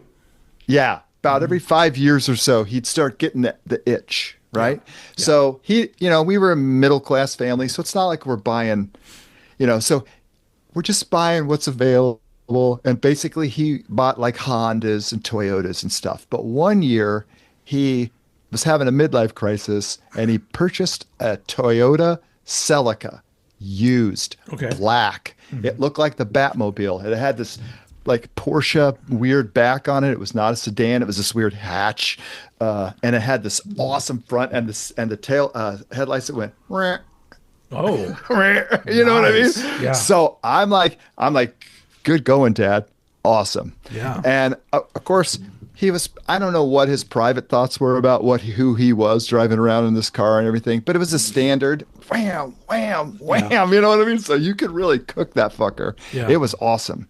And so what happened was, he wanted to get a new car. And so he was like, "Hey, do you want this car?" And I was like, "Fuck yeah, I do, Dad. That car's awesome." So I'm like 25 and I'm driving around in like shit town Lawrence with this fucking Batmobile race car with a fucking cassette deck that had slamming speakers. And so I'm loving my life. Like I'm peeling out. I'm getting tickets. It's like, wow, fuck you. Like I'm like why insurance companies hate young men drivers. You know what I mean? So my friend who listens to these shows and got me into Jonathan Demme, who I mentioned before, he makes me cassettes. He is an album collector. I asked him if I could use his name, and I didn't get a proper answer, so I'm going to wait. But anyway, he's a record collector, and he always made these killer cassettes. And one day I got Television, Marquee Moon, and flip side was Guided by Voices, Underneath the Bushes, Underneath the Stars. Okay. And I'm like, first of all, dude, I think you've talked about Television before and you're not into them, correct? It's fine. It doesn't matter. It's a classic album and I like things about it, but it gets touted as some amazing album. I'm just like, really? I mean, it's good, right? But I wouldn't. Right. Okay. Well, whatever happened to me with this, it must have been the windows down in the summer and the thing and the whatever. I fell for that record. I just listened to the first side over and over and over. I didn't even care about the second side. Yeah. And so, because I'd never heard a Guided by Voice, or I've heard of them, but I never heard them before. Yeah. So at one point, I'm like, I moved here. I moved to Chicago, and I, for fucking some reason, flipped the tape and started playing side 2. And I was like, what the fuck is this noise? Like, I was like, but I was so high off of like about a year, not on weed, but so high off about a year of like cranking this Television record and just getting into just Tom Verlaine and all that stuff that was going on. So I was like, fuck yeah. My ears were open. And this music was so fucking raw. It was just like, what I was like, it had every punk rock aesthetic that I like. When you got some 45 of someone who recorded a fucking thing in their basement on a boombox, I'm like, Yeah. wait, but this is songwriting. Yeah. And it sounds like this. You know what I mean? It was like a Hmm. perfect combo.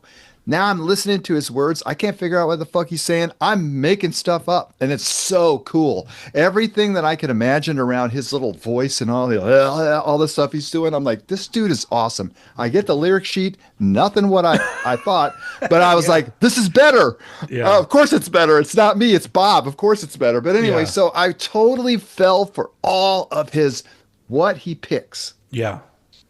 And I'm going to pick this, and I'm going to tell you about 5 details about this thing that I think is beautiful. Yeah. You know what I mean? And you're just like, oh, okay. And then he's like, and now I'm going to pick this thing. And they're short Yeah. and they're right to the point, and a lot of guitars are just in your face. So I fell in love with that record, dude. And that was the record I was going to get for you. Okay. Because I don't know if that I was listened to where, that one, but so maybe I should. okay, because I got you that Spiritualized record because that record was what got me into that band. Yeah. And I love that thing. I love the shit out of it. Okay, so like I've said before, I should You have got should've you, gotten ladies the and other gentlemen. We are, yeah, okay. So, Yeah. okay. So then I'm like, I started to doubt. I want you to at least respect this band. Yeah. That's it. Yeah. Like you want me to respect Metallica. Great. I'm trying very hard I don't to care. respect. No, no, no. I mean, you sent me that gonna plate. be we're gonna be friends even if you hate them. I don't Okay. care. No, and I feel like I have a respect for them that I didn't have before because number one, we had therapy. We did. You and I had our little therapy session through what was going on in our lives and blah blah blah. And okay, so It is funny. It is funny to me that we were both treated shitty by the other person. the other people, and we're 10 years apart. Yeah. Yeah. We're literally 10 years apart. Well, I think, but the problem with me is that like that was when punk rock got popular, and so Yes. I think the shitty people that were into the metal in the '80s, it was the same kind of people. Yeah. So I think that's probably what it is. It's just It was shitty people. Wider audience. Yeah. It's just like When you have it's like the thing that Nirvana had to deal with, where they were like, Yes. all of a sudden he's playing a show, and the people that used to want to beat him up are now in the audience. in And it's the like, audience. Exactly. Yeah, exactly. Thanks, but no thanks. Yeah. Yeah. So I was like, I don't know, man. These songs are very immediate and they're very raw, but they're not recorded very well. And I started thinking, like, what have I heard old head say about what he likes and you're like production, okay, the sound of it, okay, the sonics of it, okay, and I'm like, oh wait. They had a couple of major label albums where they were put in the studio and someone said, here you go. Here's a bunch of equipment and we're going to make you sound good. And so I am so enamored with his songwriting that I didn't care if it sounded like it came out on a major label. Yeah. I was just glad to hear another record and that his lyrics, which we haven't really talked about lyrics and how much of an impact that has on whether or not you like a group or not. Do you know what I mean? I mean, We haven't broached that subject. no, Yet. lyrically speaking, I liked things about his lyrics, but he didn't go like there's a level of that kind of lyric writing that gets too pretentious and it throws me off, but he didn't do that. It was Okay. He didn't give you too much information to know what a song specifically was about, but he would say things in interesting ways that made you care even though you didn't know. Yes. So And it seemed thematic. It seems thematic. yeah. If we, Do you know what I mean? If we want to, we'll get into lyrics when we get to Jawbox and about like I don't know what the fuck he's talking about half the time. At all. At all. At all. Yeah. At all. But I Yeah, know okay. he's smart enough that he's writing shit and it means something. Sure. But Sure. anyway, Sure. go ahead. Okay. So I was like, fuck yeah. Because like I love Under the Iron Shop. Gang dang go down dang it dang do now bang it dang do now bow ba da da da da da. And when he says when he's talking about these poker faced ladies playing bingo in the basement of a church and shit, I go, great. I think he's from Ohio. or something, right? He's from this little thing, and he's like, he knows, and they're down there smoking cigarettes with their paper cups of whatever, and she might rub her legs. Yeah. Okay, she's getting ready. He just says these things that are so fucking, I don't know, man. Anyway, so I was like, that's the one. That's the one. And I figured you were gonna like the album cover, but you didn't like the album cover. Okay, that's fine. Just because I was hoping that when the album ended, it would make sense why that's the album cover, but it didn't. I'm just like, it doesn't even fit the songs. It's just an odd album cover. Well, and that's another thing about like trying to remember 45 album titles and what they exactly are, is because the album cover, the title has nothing to do with the album, and the album title has nothing. It's like earthquake glue. Okay, and then what is that? It's they're poetic. It's poem. Yeah. And so I feel like somebody I think said something to the effect of, it's like a 40-year-old ex-English teacher who drinks too much wrote a bunch of songs, and it's like, oh, that is what he is, or whatever. That's what he is. He's like this dude. Anyway. So I thought, I'm going to get this one that has smoking hot production. Yeah. Like Rob Schnaff, I think, is the producer Rob Schnaff, who he's recorded like a lot of people. Like he's fairly well known. And is it Matador or TVT? This is TVT. Were they on Matador at one point? I think they got on Matador after this.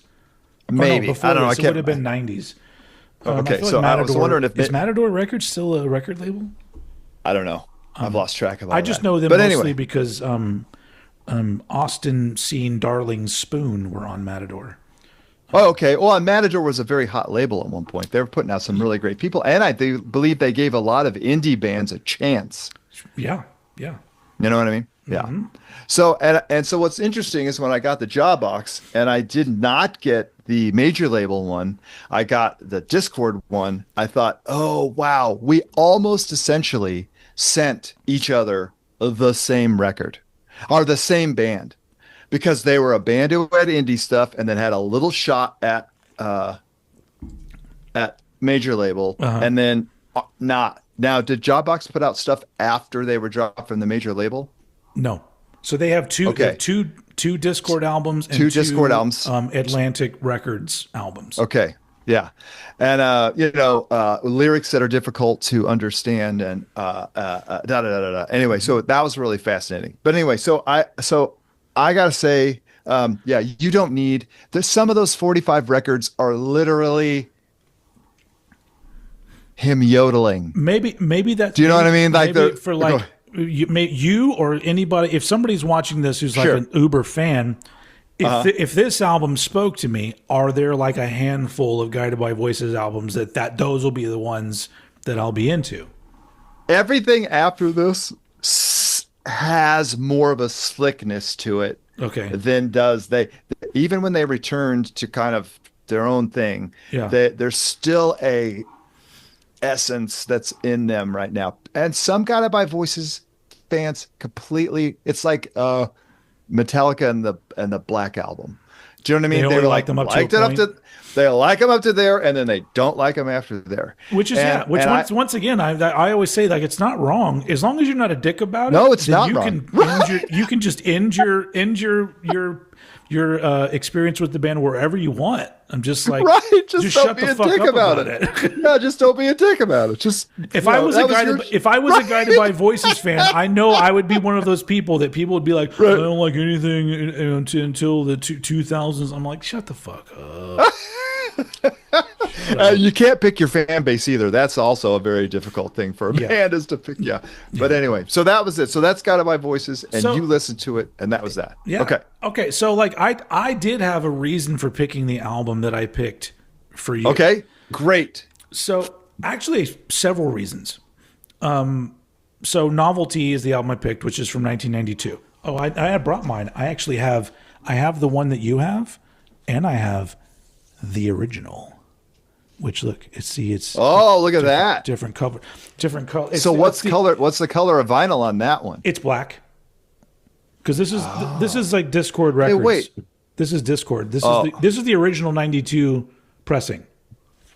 Oh, it is. Yeah. So this is Interesting. and so Okay. it wasn't until later that I feel like Discord started actually doing like colored vinyl. It was all black vinyl because Okay. they didn't have that kind of money. No. But I love this band so much. So that I have fucking two versions of this album. Sure. I also have two versions of the album that came after this. Okay. But first off, I was like, well, this is a little more raw than what they would do once they got to a major. It's similar. And so I thought maybe because you're more of a punk rock guy, I thought, well, maybe I'll go with this album because I didn't want to go with the first album, which is called Grip, because Why is it spelled that way? because it's the term that they used to use for like the flu way back in the day. They would call it the grip. Wow. So Jawbox is like an old school term for television. Oh no, I'm talking about Grip. Oh, why they call the No, band I know Jawbox? Grip. I know, but he likes retro things. Oh yeah, I guess so. Yeah. Okay. Because if you watch the interview I did with him, like I did, and it was great. I his rewatched interests lie, outside Film. of music in a lot of ways. Film. Yes, Yeah. it was So a great interview. If no one has seen it, go back and watch it. It's in Yeah, I his did. I interview interviewed playlist. Jay Robbins, and It's a great interview. He Yeah. is a. So first of all, I chose the Jawbox album because they are one of the most influential bands for me as a musician and songwriter. And not only that, as the years have gone on, they've quietly snuck their way into like my top 5 favorite bands of all time. The more that I kind of think about what speaks to me musically, the more my favorite bands is kind of molding into this thing where as I'm getting older, I'm learning more about who I actually am. And I'm like, what makes me me? What are the bands that, because Jawbox is one of those bands that they're very personal to me because Right. I don't know anybody else that is as into them as me. Okay. And they're not super well known. So when you meet somebody that knows them, you're like, oh, you're one of us. You know this. But even now, like now that they're nowadays, because of the internet, Yes. there's 2 reasons why people have learned about Jawbox, and sometimes if that's their way in, it's not. I'm not interested in them as fans. Number one is they got kind of known for doing a cover of "Cornflake Girl" by Tori Amos, Okay. which is a really good cover. And then the other one is the Deftones covered one of their songs on a cover album that they did. So Okay. people will bring up like that particular song, and I'm all like, yeah, that song's one of the best songs ever made, but fuck the Deftones version. Like, It's okay. You don't like it. it's not bad. It's just okay. It's like somebody else doing I don't know. Let me think. Paranoid. Sure. Well, I was trying to go for a Beatles track. Okay. Like think of like a Sure. Beatles track that is like perfect. And when anyone does a cover, it may be good, but you're like, Right. why? Why even fucking Right. do this? This song Yeah. exists. in Why? this No. world. Totally. Anyway, Totally. Yeah. So, but I got into Jawbox, as I said in that interview, through a friend that made me a Yes. mixtape that had Yes. like a handful of Jawbox songs on them. And that was around the time that I was really sort of like understanding that the music that spoke to me the most was the stuff Right. that was really hard to categorize and could have fans from different areas of music. Right. And Jawbox is, I feel like, kind of one of those bands. Okay. So they're very important to me, and they've been, ever since they've been one of my favorite bands. But I chose Novelty because the I don't know, the perfect lineup of Jawbox isn't together until the album after this, which is called For Your Own Special Sweetheart. And that's Okay. Jay Robbins, Kim Collette on bass, Zach Barocas on drums, and then on this album is the first album you got Bill Barbeau on guitar and other vocals. But I feel like those two guys together, like sure, Jay Robbins does a lot of the heavy lifting, songwriting and vocally, but the addition of Bill on Novelty made them like this is them becoming the band that I love. Now, The Grip is a great album, but this one like it's surpasses everything on that album, but still maintains a little bit of that rawness because it's still like Inner Ear Studios, and you know it's a. So I thought it's a good way to like, because if you didn't know this band, Right. I'll get you into them with what I think, if you're talking about the stuff that's more indie, the best representation of that. Okay. And the weird thing about that is that like their albums, Novelty, For Your Own Special Sweetheart, and then the self-titled Jawbox album, which is the last one, those three are so close to me in my opinions that they're just tied for my favorite Jawbox album. Wait, which three? The last two and which one? And this one? Yeah, this one. Novelty. Yeah. This one. Okay. Novelty, Okay. For Your Own Special Sweetheart, and then Jawbox. Jawbox. Okay. The Grip is just a close second right behind all of those three. So I thought that this one, yeah, because it gives you an idea of musically and especially guitar playing wise what speaks to me about the band, but it still has a little bit of that rawness. So I thought you might appreciate a little bit of that. Right on. Okay. So and it's more readily available to order for you because Okay. the two albums after this, they're not CD only? They're not, well, no, they're vinyl, but they're not as easy to come Okay. by. Okay. So because Discord is like a workhorse and they just keep pumping stuff out. Is that what you're saying? Like that's yeah, why Discord you could get it? 'Cause reissues stuff all the time. oh yeah, no, they're great at that. If there's some sort of a demand for something, eventually they'll repress it. Okay. Which is cool because it's like, how many small labels are still the label that owns their catalog and is still putting it out? You've got Discord, you've got SST still doing it. Like who else? Like that's like a small, know. I guess not Earache. Well, Earache is one of them, but Earache is not the same sort of thing. I'm talking Epitaph Records. Oh yeah, Epitaph. Yeah, totally. They've been around for a while. They're still in charge of their shit.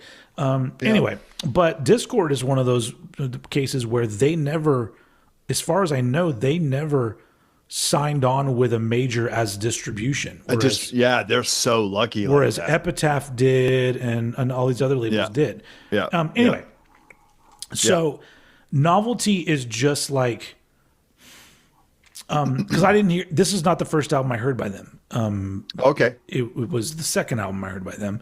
And it was a grower because For Your Own Special Sweetheart to me is just like so perfect. And then I heard this one and I liked things about it. And then their self-titled final album came out and that one is just fucking amazing as well.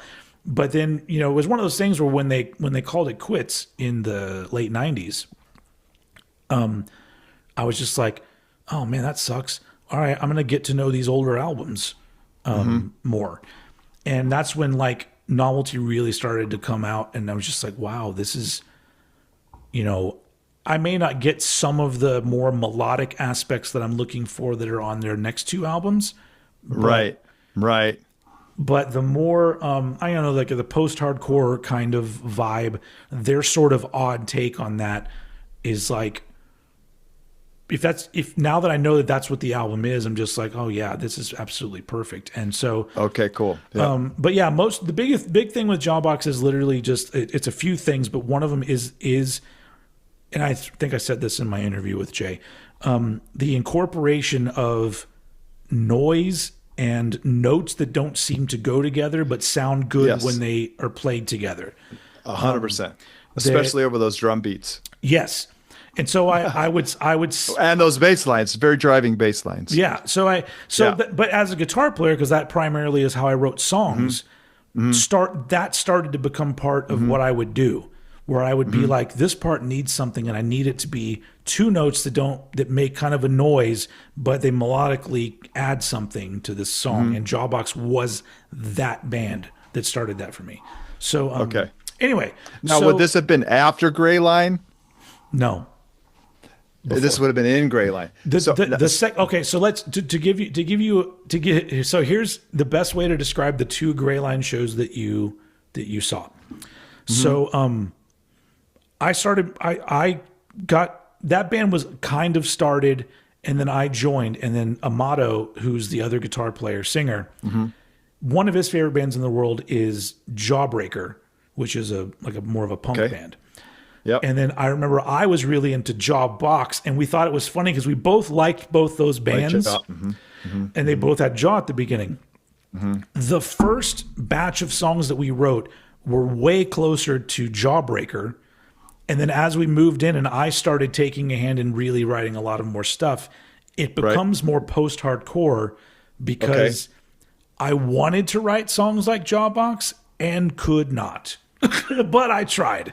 And but like at that point, once I was in Gray Line, I had already been like for at least 5 or 6 years, 7 years, been a fan of Jawbox. I couldn't do it. I listened to some of those songs and I go, oh, it was so cute. You tried your best. Oh, you are way to go, buddy. That was so close. Yeah. Anyway, but yeah, there was like. Yeah, there are certain bands that like if I was God, it's so I feel like I got robbed by having this brain because because interesting. If I wasn't so self-conscious, if I didn't have so much anxiety, if I wasn't so neurodivergent or whatever, I feel like I could have played in bands or even started a band that lasted a long time that was playing the music that I wanted to make, because I so often sabotaged myself from making the music I wanted to make because either I didn't think I was good enough to try to do it, or I would end up in bands with people and I'd be like, well, this isn't ideal, but I don't want to rock the boat, so I don't want to leave this band. So I literally spent so much time not living up to my potential, but most of it was my fault. Okay. And so congratulations.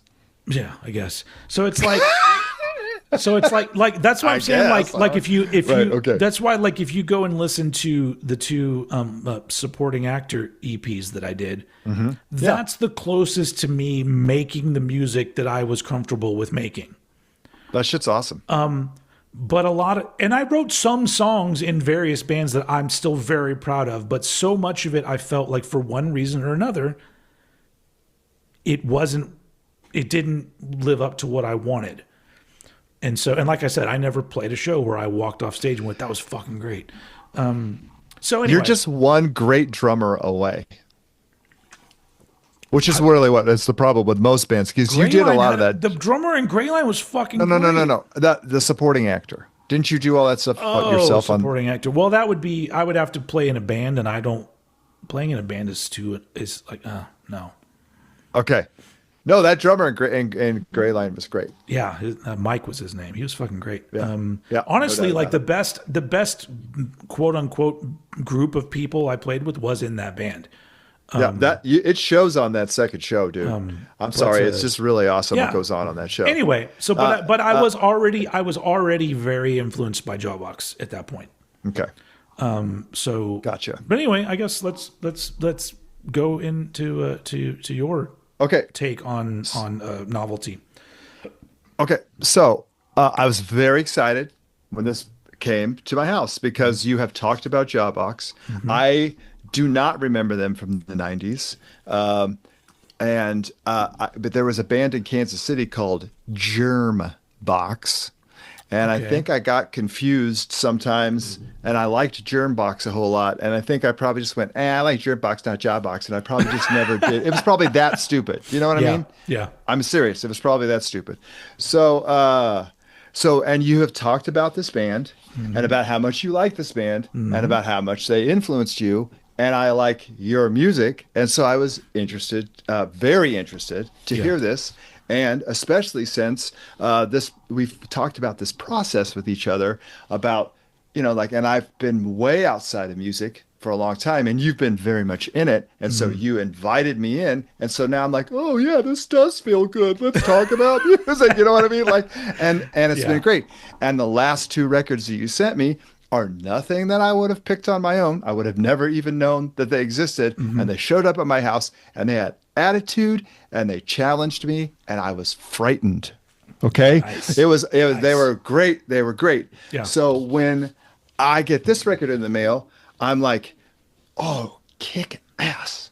And it's on Discord and everything. Yeah. And I'm like, oh, this is going to be great. And I opened it up and it's on orange vinyl. And I was super fucking excited about the whole thing. And I get my stereo set up, no one's in the house. And I cleared it with my landlady that I could turn my stereo up really loud. And I'm like, this is going to be awesome. And that first song comes in and I'm like, oh, perfect. It's very dissonant and very driven. That is a like, kick in of a song. And I'm like, whoa. And so then he starts singing and I'm like, okay, okay, I could do this. And then I'm like, what's he saying? And I'm like, I don't know. And then I'm like, oh my God. And I was like, what's going on? And then I was like, I cannot stand that snare drum. It's fucking drilling my head. I was like, oh my God. And I got really mad at this record. Like it fucking made me mad. I was like, oh, fuck this. Rip. And I took it off. I was like, whoa, now I have to deal with that. I'm having these feelings about this record that you love. Yep. And I'm like, God damn it. And so I was like, okay, fuck that. So I was like, Mark, fucking clear your fucking head. Okay? Clear your fucking head. You know what I mean? Be a good guy. You do not have to display your intelligence through criticism. Okay? You can display your intelligence through calming the fuck down, listening to it, and liking it. Play the whole first side. Again, the first song immediately starts. I'm like, hey, this is good. Just ride on that, right? Then that snare drum kicks in. And the band I don't know what the problem is with the there's something about that snare drum goes king, king, king. Every time it hit, I was like, it was like a thing in the middle of my head. It was just an attitude. Yeah. And I'm like, wow. And so I played through the whole thing. And by song 3, I'm like, I was hoping, you know what I mean, that I would get into it. You know what I mean? Yeah. And by song 3, I'm like, song 4, actually, I was like, no, this record is not doing anything for me. I'm trying really, really hard, but I'm not liking this record. And so then I have to go, okay. So I played the second side, and that side got a little better. And I think the last song, I was like, okay. So I was like, okay, I'm finding hope. But I was like, so I waited. I could not remember one thing he said or one melody or one riff except for that was all I can remember. And I'm like, and I feel bad about this. Okay. I feel bad. Yeah. There's a happy ending to this, by the way. Okay. But so I'm listening to it. And I send my friend Richard, who was the guitar player in Face First. And we've been friends since high school. And we were Discord fanatics. Okay. Yeah. I mean, Gray Matter, Rites of Spring, Beefeater, you name it. That label did not put out an album that we did not like. Okay, I mean, and all of it was very exciting. I listened to them well into the 90s and 2000s. And I don't think I've ever heard anything that I didn't at least enjoy that was on that label. Same. And again, where did they play? They played at some youth center. All these bands would come through and they would play a VFW hall and 65 people knew about it, and you were there, and it was one of the best shows you ever saw in your entire life. Mm-hmm. Okay, you're navigating between the huffers and the skinheads, and you're trying to have a good time at the show. You know what I mean? And you're a straight edge kid, and it's just the best. And it's the 80s, and you're like in high school, and it's fucking awesome. Okay, so I sent him that. I was like, hey man, can you do me a favor and listen to these 3 songs? It was the first 3 songs. I said, can you just listen to them? I'm just getting this record now, and I'm hearing it for the first time, and I've never heard this band before. What is it that you think about it or whatever? And he came back kind of sheepishly or whatever, but it wasn't good. And I was like, okay, cool. Because I think, and then I just puked all over the record. And then he said, exactly, it's a whole lot of effort for no point. There's just no point. It's like it's a lot of muscle being flexed, but for what reason?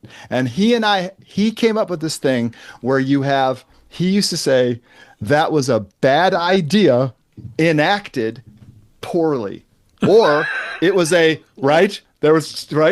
you could have a bad idea enacted well, and there would be or you could have a good idea enacted poorly, and it would fuck the thing. You see where I'm going with this. Sure. There's shades of which is exactly what we were just talking about before, about what you see a band and what you thought of their music before or after or whatever. Yeah. And dude, we could totally, so I'm like, okay, he doesn't like it either. And so I was like, okay, it didn't hit him. So I'm like, okay, so I'm in that. And dude, I listened to your interview with Jay when it came out. I was working in this dead lady's house trying to empty out all of her kick-ass shit that she had in her house. And I've got my phone sitting on the only shelf that was clean in the whole house with a little Bluetooth speaker. And I'm listening to Jay. Everything Jay said, I totally understood.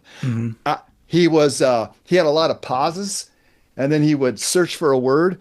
And I'd go, he's going to come up with a great word. And he wouldn't come up with a great word, but he would come up with the word. It was functional. It was utilitarian. And I was like, perfect. I got an idea of who he was as a person. That was a great interview, dude. That was a shield down fan talking to a guy post when all that stuff happened. There was enough distance, and it was awesome. Yeah. How he learned his bandmates, which drummer to pull in for what kind of project, what was he doing, what did it matter, when did he have to produce, and when could he pull. He had that shit worked the fuck out, and that he had learned on the piano and loved all that film score music and all that kind of stuff, and then inadvertently kind of got into punk rock because the kids at school.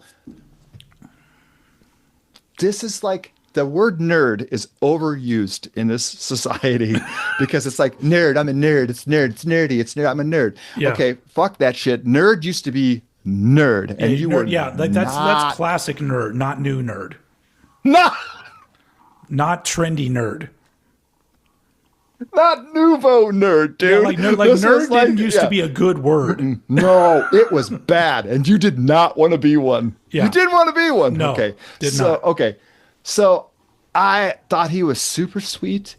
And so here's the deal. I know Jay Robbins from Government Issue.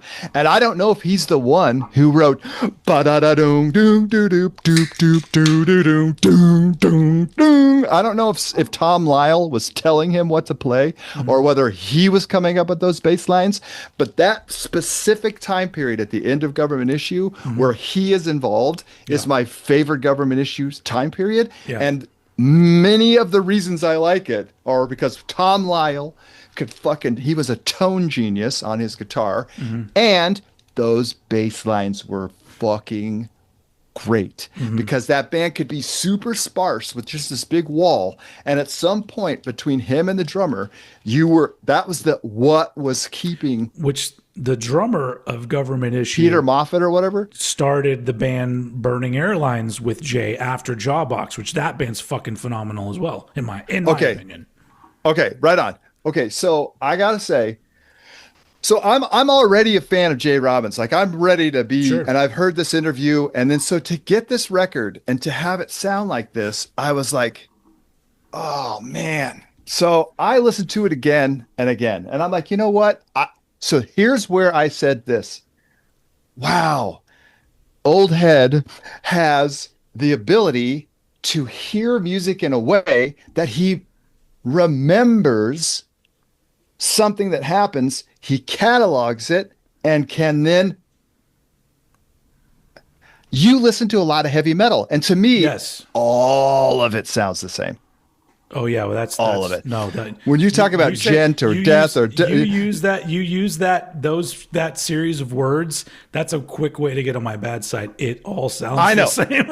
I'm sorry. It all sounds the same. But you said that about that pop jangly stuff. Okay, you're all working with the same chord progressions and blah blah blah blah blah. It just Yeah, depends on how attached you are to this to what's happening. sure. What you and you also just said, and this was great too, because I really wanted to talk about opinion. Yeah. What the fuck? We all have opinions. Like, where does that shit come from? And why do we have to have them? And what makes them? And whatever, you know? So it's like, and I know mine are stupid. Like, They're not stupid.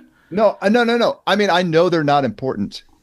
They should not be They're important to important to anybody you. else. They're important to me. They're important Okay. to this format, you know? Yes.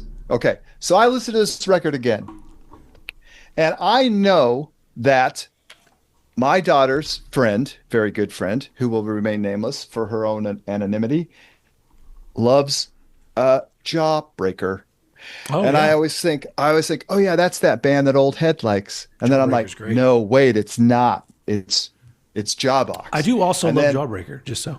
okay. So you know. Well, I do too. And so when one day Sequoia's friend was over here and it was like, hey, can you fix something to eat? Sure. We're throwing some stuff together in the kitchen. Everyone's sitting in there. And just to make conversation, and her dad is 54 or something like that. I have not really talked to him, but he's a total Chicago old school punk rock guy. So okay. I wish we could talk, and I'm Sure. hoping we will. He's also bald with a beard, so it's going to look really cool with us standing together. Anyway, so I know she's got, and I know her mom is pretty tough, into some really kick-ass shit. And so I'm, having a music conversation because that's usually what is being talked about with Sequoia. And I was like, oh, hey, have you heard that Jawbox album, Novelty? And she goes, is that the one with like the baby on the cover? And I said, yeah, it's like a little kid or Wait, whatever. how old is this And girl? she's 15 going on And 16. she knew that album from you saying the name. That's Oh, already dude, fucking cool.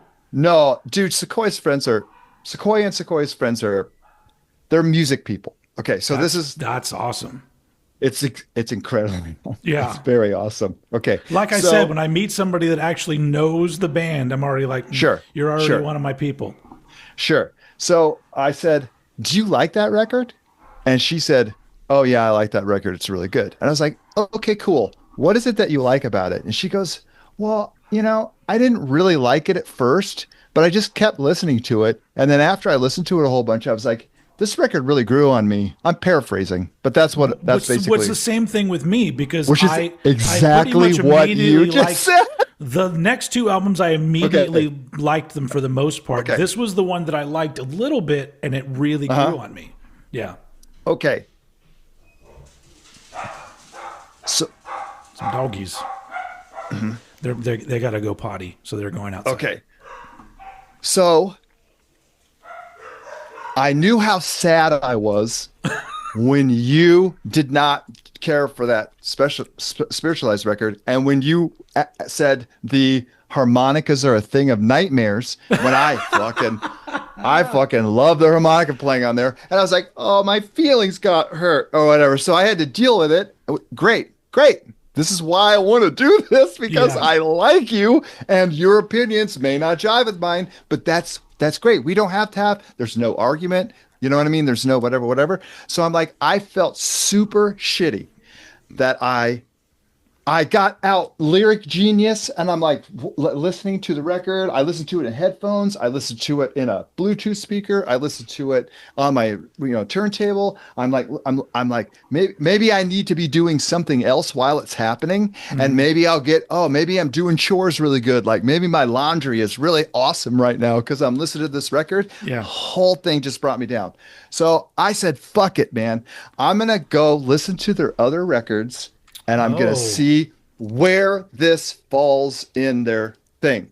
And so, because I was like hell bent on liking this band. Okay. And that's the benefit of your and Eddie's thing, is you listen to an entire band's catalog. Yeah. Then you get to know, like, you know what? I don't think, like you've even said, I didn't like this song when I heard it, but when I heard it on the record, I loved it. Didn't you just say that about Death Angel or Morbid Angel or shit, I don't know. they released. There's Okay, plenty. There's so a lot of cases of that. Yeah.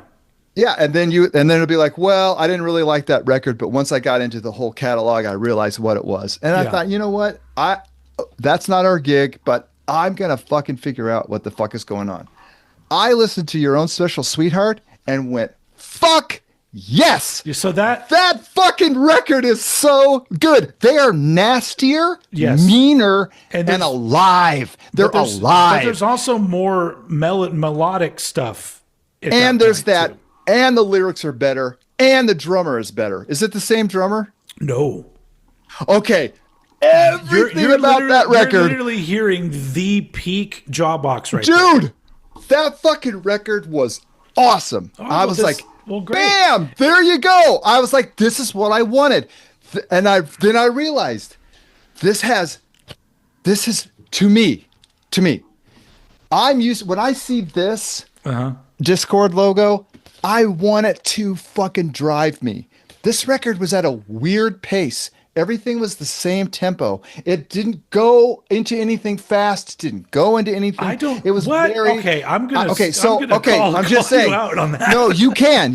But so this is my opinion about this record. Sure. This record, it lyrically bugged me because I'm listening to those lyrics and I'm like, oh shit. That's how I used to write lyrics. I got really bummed out. And Maybe so that's I was why like, the this- lyrics aren't like, printed, because even Jay was like, eh. Oh, yeah, and okay, and so that was another thing. I'm like used to getting a record that has 1,000 things in it and a sticker Yeah. and a whole fucking thing, whatever. There's one fucking with one light But bulb that's how and one the basement. original one is. That's all that's in it.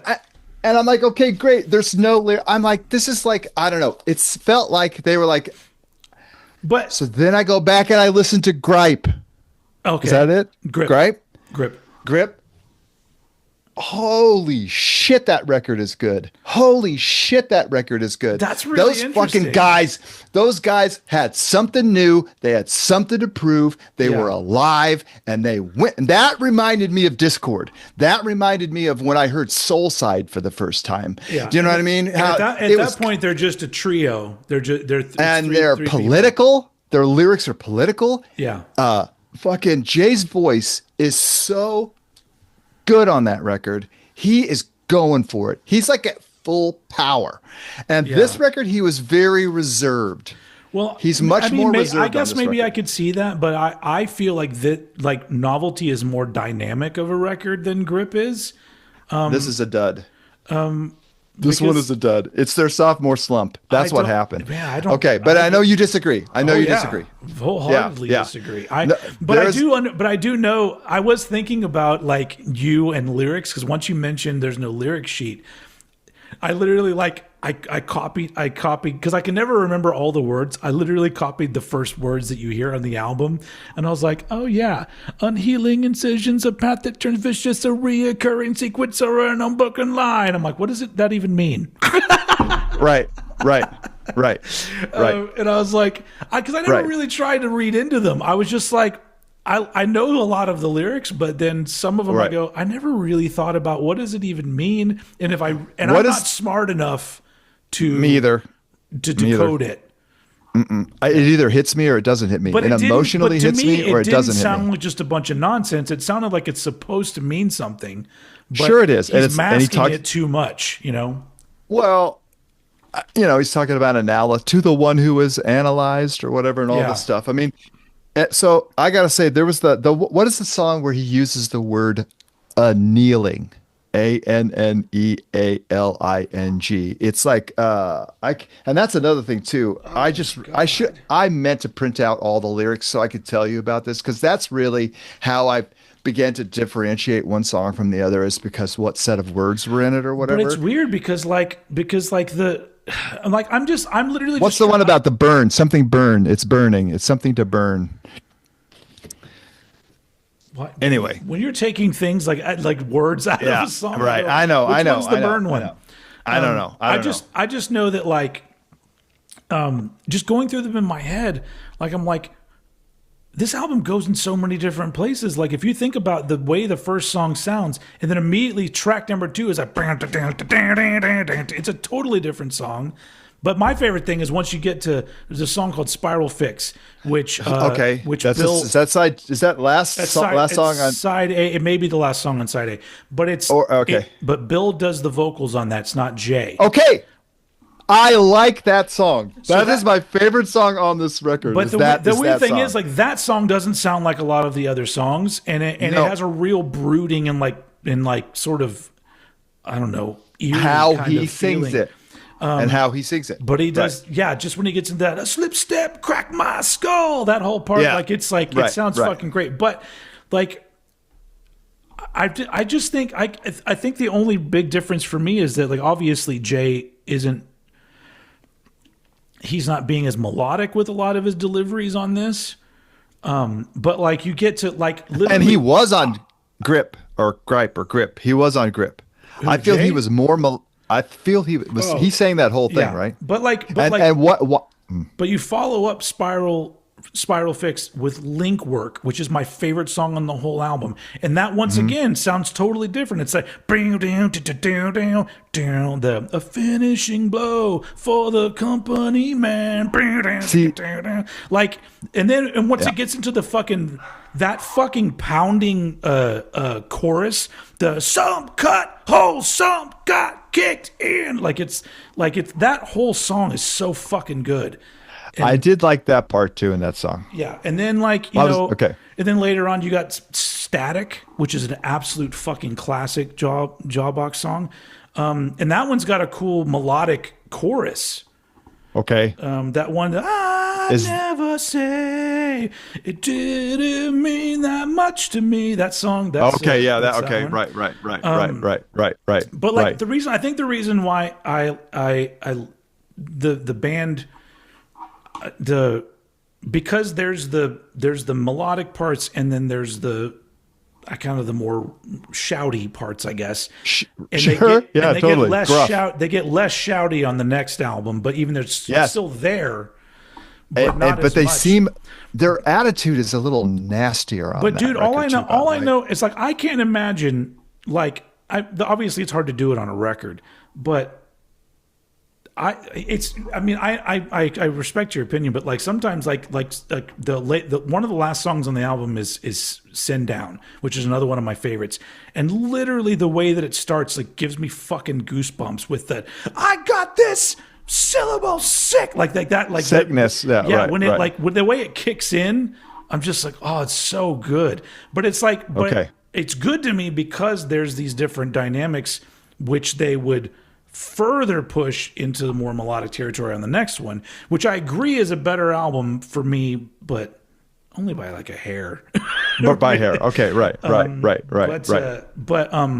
But I almost feel like it's hard. It's annoying as a fan. It's annoying to me to compare them, so I just don't ever do it because sure. And why would you have to? If I put on For My Own Special Sweetheart, I'm going to say this is the best album they ever did, and then I'll put on the last self-titled album and I'll go, this is the best album they ever did, because I didn't make it that far, but I'm definitely going to listen to that record. That one's even more Special in the Sweetheart direction, was.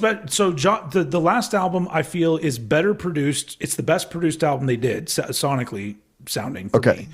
But they move further into the melodic territory, and there's more kind of like oddities on that one where there's a song that's just kind of like, where you just kind of go, great. Those were weird choices, but they kind of make sense in some sort of way.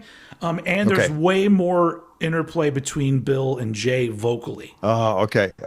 Which is super cool. But I'm very much looking forward. I didn't have time to listen to it. It's interesting to me that the one that I thought was going to be the one that might rope you in, isn't the one that did it. It's so interesting. Every other thing, I'm serious, dude. All those other two records that I listened to, I was excited. And I have a very big question about Grip. Okay. Grip. It's got two P's and an E. What is it? Grip. Well, I think that's, maybe, no, I'm pretty sure it's pronounced grip, because I always heard, like, in the olden stuff when people talk about the influenza or whatever, they call it grip. They call it the grip. Why is it called on Spotify Grip +5? And then there's certain songs that repeat themselves and it says version. Probably. Like a Tool and what's that one Tool and that first song on that Tools and album? Chrome. Yes, Because that they fucking song is so good. And the both of the second version is even better than the first one. And it's like, whoa, dudes. because some Yeah. of them, it's probably the first Jawbox EP, which is on just a 7-inch, and they re-recorded some of those songs. Same thing with this with Novelty. There are a couple songs that they had put on 7 inches prior to this album, and then they re-recorded them for this album. So that's Okay. probably what it is. It's probably the Jawbox, the first EP, which is essentially just a single. I think it has 4 songs on it. But they did a lot of stuff. They did I think they did a Peel session as well, like John Peel. Okay. So it really depends on online. Novelty has 2 extra songs on it. Okay. Well, I gotta say, man. First, of all, when I was listening to this record, and then I was thinking about your music and about how I felt about your music. Yeah. Then I was like, okay, well, I know you, we know each other, and so I'm personally attached to the outcome. So I'm almost gonna like it. I mean, yes, there has been 1,000 times when you know someone and they play you something, you go, "Oh yeah, that was really good. That was really good," but you didn't like it at all. Yeah. And then sometimes, and then sometimes you hear something, you're like, "Wow, I don't even believe that I know you as a person, and you did that because it's so fucking good." You know what I mean? It just doesn't match who they Yeah. are or whatever. Yeah, yeah. But I gotta say, what I really appreciate about music is fucking sincerity and earnestness, to be earnest. If someone is earnest, Yeah, yeah. and your stuff is much more earnest than I felt this thing was. This thing kind of laid there for me. And when you say post hardcore, right? Yeah. This stuff, I'm very sorry I'm going to say this. In fact, I'm thinking about not saying it all. No, But say it. okay, you like Shiner, and you like this band littered Kansas City during the 90s. Who? This style of Oh, post-hardcore you don't like Shiner? littered. Shiner's amazing. I do like Shiner, but I don't love Shiner. I like them and I support them, Yeah. and I will say, and the guys are cool which ones I know, and I'm very, I'm sure they don't like us. And by the way, I also want to say this. I don't think our record's very good. That first record is very good. It's really boring and it lays there and it doesn't do much of anything and it sounds horrible. And I wish we would have never changed the snare sound from that record to the one that EJ made. Do you know what I mean? Like, so I know I'm being hypocritical here. I realize that sometimes a band gets someplace and they don't get to do what they thought they were going to do, but you're out of time. You're out of time. And so Sure. that's just what happens. Okay. So I don't want to, I'm not better than this album. I didn't think that you as a Yeah. musician, I'm not saying that at all. Yeah, Okay, yeah. I'm just saying that as a fan, this record went kerplunk, and their other stuff went. I was just like, I'm a fan of this band, and I will listen to this record again, and I will try to differentiate one song from the other. But right now, I can't really. It's forgettable to me. It just goes right through. Yeah. Like when you say that, some will cut holes and others will be bricked in, all that kind of stuff. Okay, Yeah. that's great. And as a person who has very little melody and only rhythmic cadences, this was a rhythmic cadence thing. And so, as I'm not being hypocritical about that either, I'm saying it's difficult to have melody that people remember. It's fucking hard. Yeah. It's hard. So, congratulations. They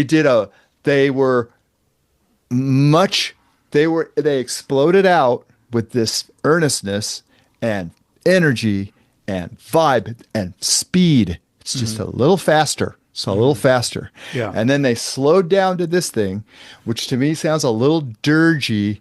And I feel like they're finding themselves because maybe Sure, yeah. whatever the scene thought about the first record, and then here's this, and they're going to do this. And we all go through this period in our lives. Okay. This bare light bulb Yeah. with a black outline and black and white. We go through this, okay? And we have a notebook that we carry around with us and we write things down and we're very earnest and maybe we wear a beret every now and again. And Well, and I so never wore a beret, but everything else, yes. okay, so yeah. So and then you go, got it. Got it. My own special sweetheart. It was like, wow. Like, what the fuck? Like, if that would have been the second record, Yeah. I think I probably would have given this one more time, uh, because I would have been like, ooh, nice. You know what I mean? I felt like this was a little hole, in my opinion. This Yeah. was a little hole that they fell in, and then they went, nope, got it, and went up. And I can't wait to hear that last one. I'm gonna listen to Yeah. that last one like tomorrow. Yeah. Sorry that I didn't get to it today, but it's awesome. So, thank you Yeah. So very yes. much. So yeah. So yeah. Those last two albums that's the thing where that's the four people that are peak Jawbox like that. Those four Yeah, people together. they're slamming. Yeah. Yeah. That's like the Jawbox that I felt. That's these people.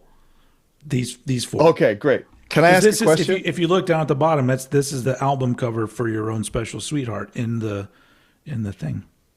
Oh, okay. This is Wade, Yeah, Adam. Yes, Adam Wade. Adam Wade. Yeah. Okay, And then Bill's on the what's the other Right. side? Left. And he reminds me of the dude that you played with in Gray Line. Yeah, yep. You got a little bit of that. And honestly, Yeah. that's what we were going for. Like honestly, I wanted us to be Jay and Bill, like in Gray Line. That's what I was hoping we would become. Right. Yes. Did you ever get into? Yeah. Did you ever get into Poster Children? No, I've heard them. Man, it's been a long time since I've ever even heard the name.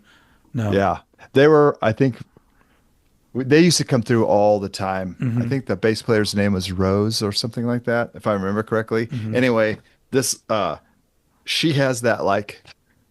I'm getting a lot of personality out of this person's right here, which I enjoyed, and so I really enjoy the bass lines that she plays. You need to go like look up live footage of them. She's fucking great. Like No, I bet she's amazing. She- I bet she- she is. Yeah. there is Yeah. nobody in any band that looks like her. Like Right. Okay. the way that she moves Dress. and the way no, I'm just talking about okay. the way she moves and the way she like everything about her is so like sometimes I'm only watching her play just because of the way that she's grooving to it and the way that she's Sure. the Into different it. parts because she's like yeah she's fucking awesome and she's they started kind of their own label called DeSoto Records and Yes. she ran it Okay. because that was kind of like their deal where like they got signed to Atlantic but they were like well we'd like to put out like vinyl and stuff like on our own label and so they started doing DeSoto Records so like my vinyl versions of Sweetheart and the last album are on DeSoto they're not on Okay. Atlantic. Well, I'm gonna look for that one specifically because I would love to own that. But don't buy it for me. That's There's what I'm saying. there's a you may be able to finding the original version on vinyl. I paid an arm and a leg for it. There is an updated version with a different album cover, which is probably what you're seeing if you look online. Well, I keep seeing that one that looks like a typewriter thing with a doll or whatever. Is that? That's the original album cover. Yeah, that's back there. It's right here. Okay. Yeah. And I also this I've always loved this poster so much that it I looks love that it looks like poster. a cigarette ad. No, Cools. Yeah. Yeah, Isn't that what they were? Cools. Newport or some shit? Who knows? Oh, Newport. That's what it is. It's totally Newport. Yeah, no, it's a great rip. That's a Yeah. great lift. Yeah. Yeah, they put out like a remastered version with different artwork. I don't know, like 10 years ago, maybe more than that now. But you may be able to find that one somewhere online for a more Okay. affordable price. Well, I'll buy the fucking CD. I don't care. I have not abandoned I'm so glad you got that new CD player too. That fucking thing is an animal, man. That I thing you love got it is so an much. animal. It's an And animal. because I was trying to explain it to my wife. I go, I don't know if this makes sense, but from 1992 through the rest of the decade, through most of the rest of the decade, I was Right. sat because we didn't have phones. So I was sat facing my stereo setup. So I looked at that readout on that CD player. And so, like, I started to play a CD and I just watched that and I went, oh my God, I feel like I'm time traveling right now. And it's like, and it's so weird just because of It's awesome. the way the That's face so of a awesome. CD player looks, Right. Right. and the Right. way that the Right. readout, Yep. and the thing works. Like I was just so because like I got it for $50. Like they Oh, that's through awesome. eBay, I got it $50. And when it came in the mail, I thought it was gonna. I thought from the pictures online, I thought it was dirtier and a little more fucked up, but it's not. And It's just the right amount of fucked up. it's barely fucked up. Like it's like whoever I had know. it took really good No, care of I it. was saying that's yeah. But the yeah, I listened to that Stick album last night, and then I followed it up Okay. with. Do you ever hear of the band Lucy's Fur Coat from the No. '90s? They're I think they're from California though, so you may not. They're not regional to you, but they're Okay. around the same time. They put out shit in the mid '90s, and Okay. it's not on vinyl. So that's another one where I was like, oh, I Okay. have this CD. I want to listen to this. But the Yeah. whole time I'm just like, this is so cool that like it's not going to replace vinyl listening for me because there's something No. about the whole process. Even like I see people say like like my son has decided that he's moving over to CDs. He doesn't want to do vinyl anymore because he's like, I don't like having to keep getting up and switching the sides. And I'm like, I totally get that, but that's like part of the appeal for me. 100%. And you know what? I got Sequoia kick-ass DVD CD player, and she's really into it. Yeah. You know, so, so yeah, I think it's great. I mean, streaming is one thing, and it's awesome. But I mean, when you have and she was even talking about, oh wow, now I'm hearing every song on an album. You know what I Yeah. mean? Yeah, you get a better idea of what you're listening to when you hear a whole album. yeah. So yeah, like Yeah. streaming, we've said this before on Cranked and Ranked. Streaming for me is album preview. It's like, Yes, it's your way to do I figure. like this band?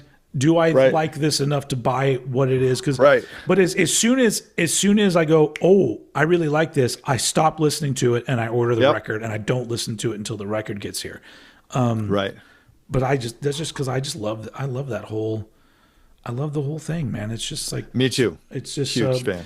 and I really like I like big artwork. I don't really like having to unfold shit like that goddamn because I want to read the lyrics, but I don't. This is so uncomfortable. But Right, they used to do that back in the day with CDs where they would just fold Oh, it out into a 100%. poster, and I'd be like, come on. I know. Well, I mean, you saw the disc. It looks exactly like that. Yeah. So I guess what you're saying is like they also remained exactly like the Just color. You know, The color's different. That's the only thing that's different. yeah. I don't And honestly now that I'm thinking about it, I don't know if there's lyrics on Sweetheart either. There might be. It's okay. A lot of bands got out of putting lyric sheets on there, especially during the CD era, Yeah. and that's fine. That's all good. Yeah. That was just a thing. It But I is- mean, I always like hardcore records. Always had the Yeah. lyrics, you Yeah. know, and I always liked that about that, especially when they were English, because I couldn't understand a fucking thing they were saying. Yeah. No. Yeah. It's plus with like, I've noticed over the years that I know I'm very bad with understanding lyrics. And so You mean when you hear them? yeah, I will have Okay. things so wrong in my head. But the weird thing about me is that, like maybe I heard something for the first time when I was like 13, and the phrase that I thought they were saying was complete gibberish. And I just kept thinking, oh, it's probably just like, writers taking liberties with words, and they're just using words that don't exist. only to find out later. I go, oh, why would I think that? That's fucking stupid. Of course, they didn't just make up words, but still in my head, I'm hearing made up words in my head still, even though and a whole lot of Jawbox is like that, where I'm just like, I'll go and look at lyrics and I'll go, oh yeah, that's not what I've been singing at all. Right. No, totally. Yeah, totally. In fact, the big one off of this one is Pivotal Film. I thought was digital film, like for years. You know what I mean? Digital film. And so. But it's because he's doing the British accent. Pivotal film. Pivotal film. Yeah. Yeah. So this is awesome, man. Yeah. I'm into this. But now this is cool because now I feel like I can't predict you because I thought I was picking the right one. You know? Well, okay, so I'm really super glad that you explained this because I thought, okay, I want to ask Old Head to crank and rank the album, and you did. The three of them are very close to number one, and then this one's just a hair down, and then there's this first one. Right? Not to give anything away, but if I don't know when we're gonna crank and rank these because like they're on the list because they're obviously I want to talk about this band. Sure. But if I was going to do it right now, For Your Own Special Sweetheart is number one. Novelty is number two for me. Okay. Three is self-titled Jawbox, and then four is Grip. Okay. But I think I like that ranking, but it's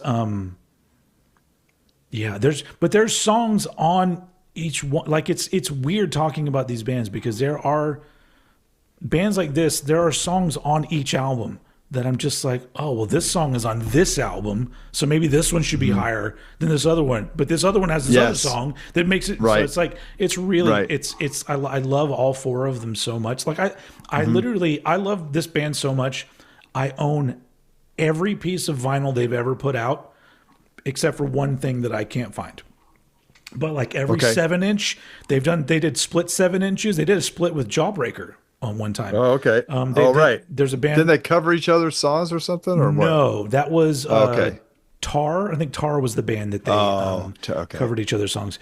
And then, but the Jawbreaker one, I think they did cover songs on that one. Yeah. And then, and then like literally the only thing I don't have is there's a split live album from the 90s with them and this band Leatherface that was around back then. And that's the only thing I don't have. But I went and got every single fucking thing.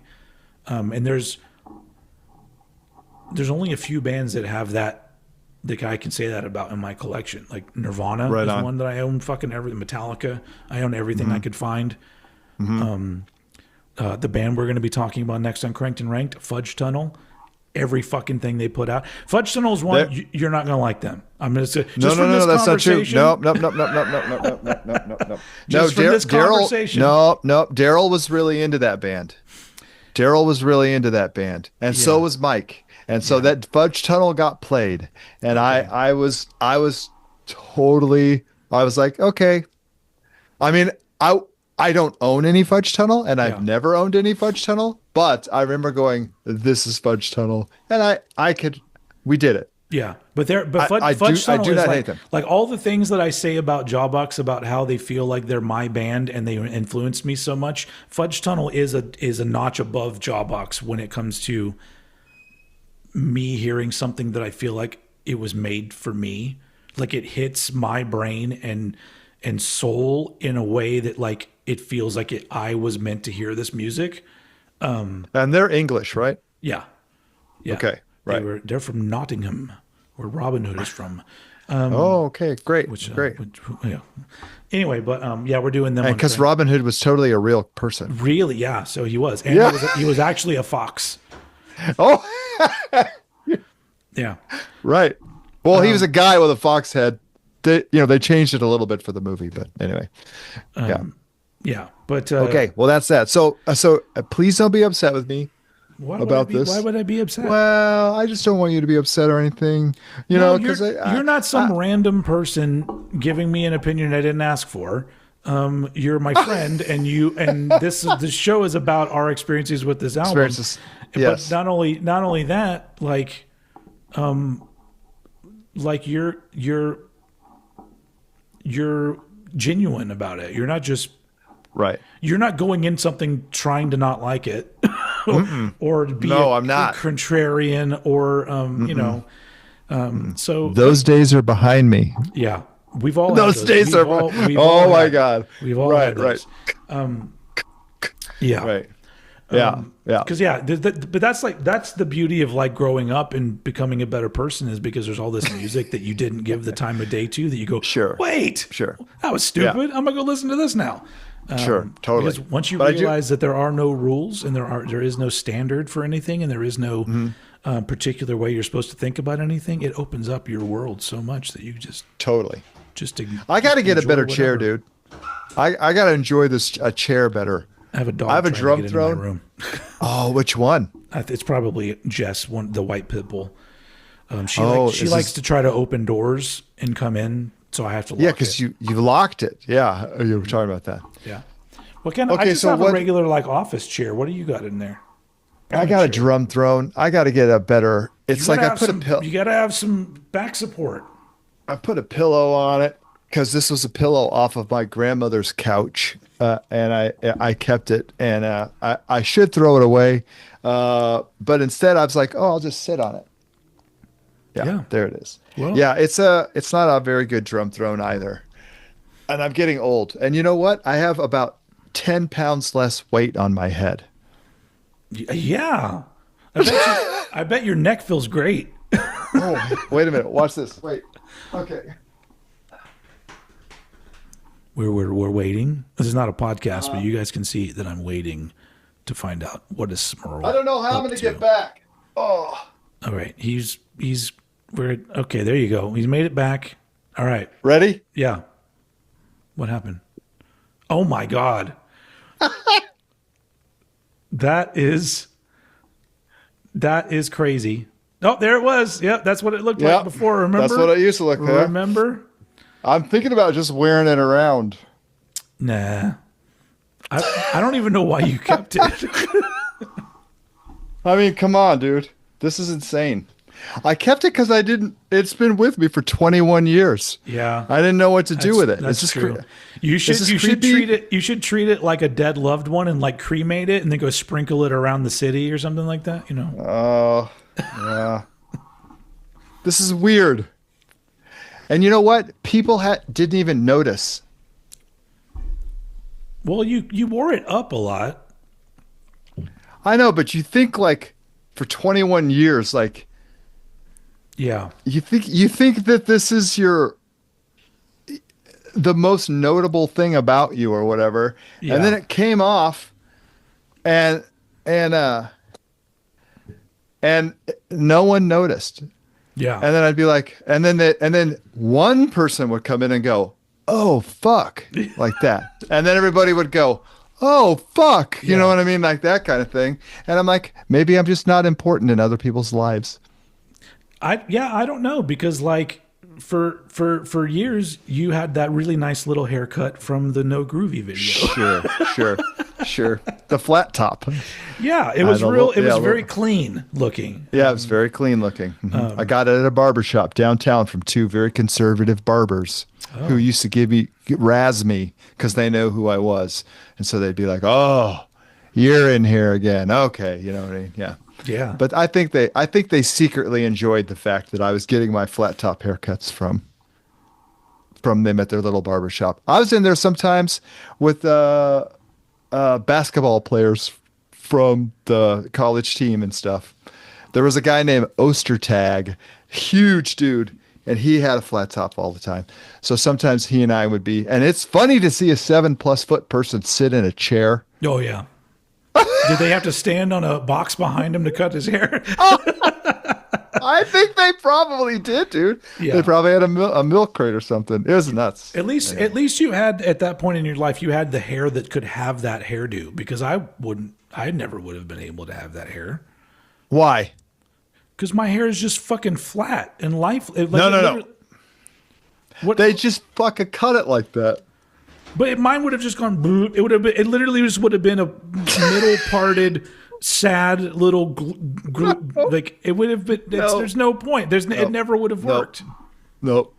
They cut it on the front, and then that's why in the No Groovy video, when I put my head down, it looks like I don't have any hair here because they have to fucking cut it.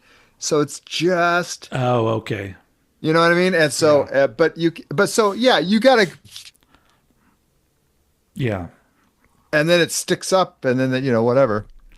Yeah. Anyway, I guess probably in my head, if I when I think flat top, and back in the day when I would have wanted one, I would have just been mad that I couldn't get like the Kid and Play, like I would have. Oh, that was the nice one. Oh, and I think that's probably what you liked about Lucas's hair.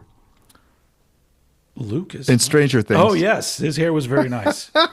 Yeah, I miss that era of the African American hair because I was always just like, it looks so fucking cool. And it's like, awesome. And it's just rubbing in my face that I can't do that. Just rub it in my face. No.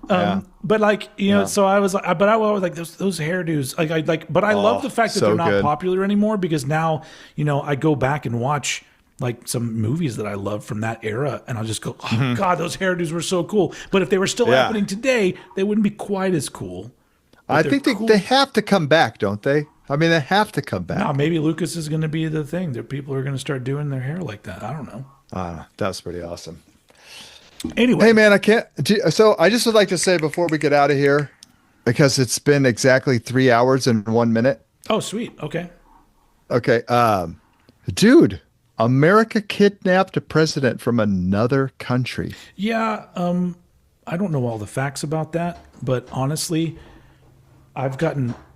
I don't know if you can hear that. That's my door. That's sure. The dog. They're about to kidnap you. Yeah. They're coming in to kidnap you. I don't. Right. I'm so burnt out on my country, our country, that I'm just like, I don't want to know any of this stuff anymore. I don't. Okay. Because not only am I like, there's like the two sides of it, right? Where it's like, sure, somebody comes to this is that very fact. Here's what's so annoying and why I'm so done with it. Somebody will say, hey, here's what America just did. Here's what the Trump presidency just did. And then they'll present it to you and you go, this is illegal. They shouldn't have done this. And then you wait 2-3 weeks, a month, and guess what's going to happen? Nothing. Nobody's nothing. Nobody's no going accountability. To be, nobody's going to be held accountable. Nothing's going to happen. So just stop. So I'm just like, nah. Never mind. I don't want to know anything about this. I'm just because the information is completely useless because it's something awful, and then somebody else saying, "Well, they're going to be punished," and I go, "Cool, when?" When they're going to be punished? No, totally. I'm with him. Man. It's like it's literally like to bring us back to like 80s movies. It's like a movie where there's like a high school bully and he just constantly just gets away with shit for the rest of the movie, and then the movie ends. Like there's no no confrontation. Totally. Yeah. There's no no character arc, nothing. No, not at all. The guy's just an asshole for 2 hours, and then the movie credits roll, and that's the end of it. Right. Yeah, so, like Wayne's World. Oh, shut up. On that note, I'm getting the fuck out. You've pissed me off now. I'm done. Okay. I'm just kidding. I'm sorry. Okay, bye. Slam. Right, okay. I do want to say that like I almost feel like I want the next episode to be music again because I have so many ideas for albums, and the one thing that I want to do, because we've been so like everything we've done, I feel like so far has been 80s, 90s, but I'm all like, there are newer bands that I really like. Maybe I should pick like a newer band I'm into and send you one of their albums because because you, if I remember right, you told me that you at least enjoyed Chat Pile. Oh yeah. I was really intrigued by that. So I'm like, interesting, because that's one of my favorite current bands, like of modern times. Yeah. What are they doing? I mean, that's just great stuff. Sludgy noise metal. I don't fucking know. Yeah. Okay. So that made me think like, oh, maybe I should pick like something newer for next time. Okay. Well, so interesting you should say this. How far into Wet leg have you gotten? Oh, I don't. My wife has their first album. Which I didn't like it that much. okay, I It's okay. love that record. It's okay. And the second record is also really good, but it's not as good as the first record, but it has a better song.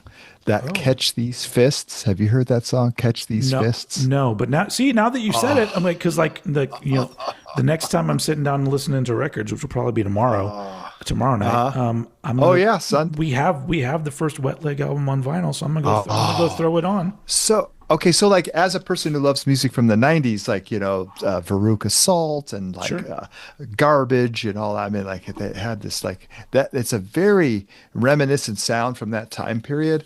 And every single song has a tasty something that happens musically in it. Yeah. And I think their lyrics are really good. So I can't buy you the Wet Leg album because you've already heard that one. I've heard, yeah, Okay. I've heard the whole first album before. Okay. I now I feel like I need to listen to it again because I just thought Okay. it was a little because there's a whole lot of bands today that sound exactly like that. There's a whole lot of bands Well, okay. fronted by a female that they're literally doing the same music, and so it muddies up the waters. And so having a band singled out, like, oh, listen to Wet Leg, I'll be like, oh, okay, well maybe not, like you know what I'm saying? Go ahead. What was that? Cunty? Lambrini Girls. It's Cunty. Yeah, yeah, yeah. I played Lambrini Girls thank you for, I was thinking of Cabrini, but that's Cabrini Green here in Chicago. It's what do you say? Lambrini? Is that where they're from? No, Lambrini is apparently a brand of cheap alcohol from the UK. Okay, so I played that actually, I played Wet Leg and Lambrini Girls. We play a game when we're on a road trip where each person in the car picks a song round robin and we make a playlist. That's and fun. it's our drives to Christmas playlist 2025 or whatever. And That's then, awesome. And oh, dude, it's a lot of fun. Yeah. And so Sequoia, who gets car sick, sometimes takes what's that stuff called for motion sickness? I don't know what it's called, but I know what you mean. People who go on boats and stuff take it. It's the thing people take from okay.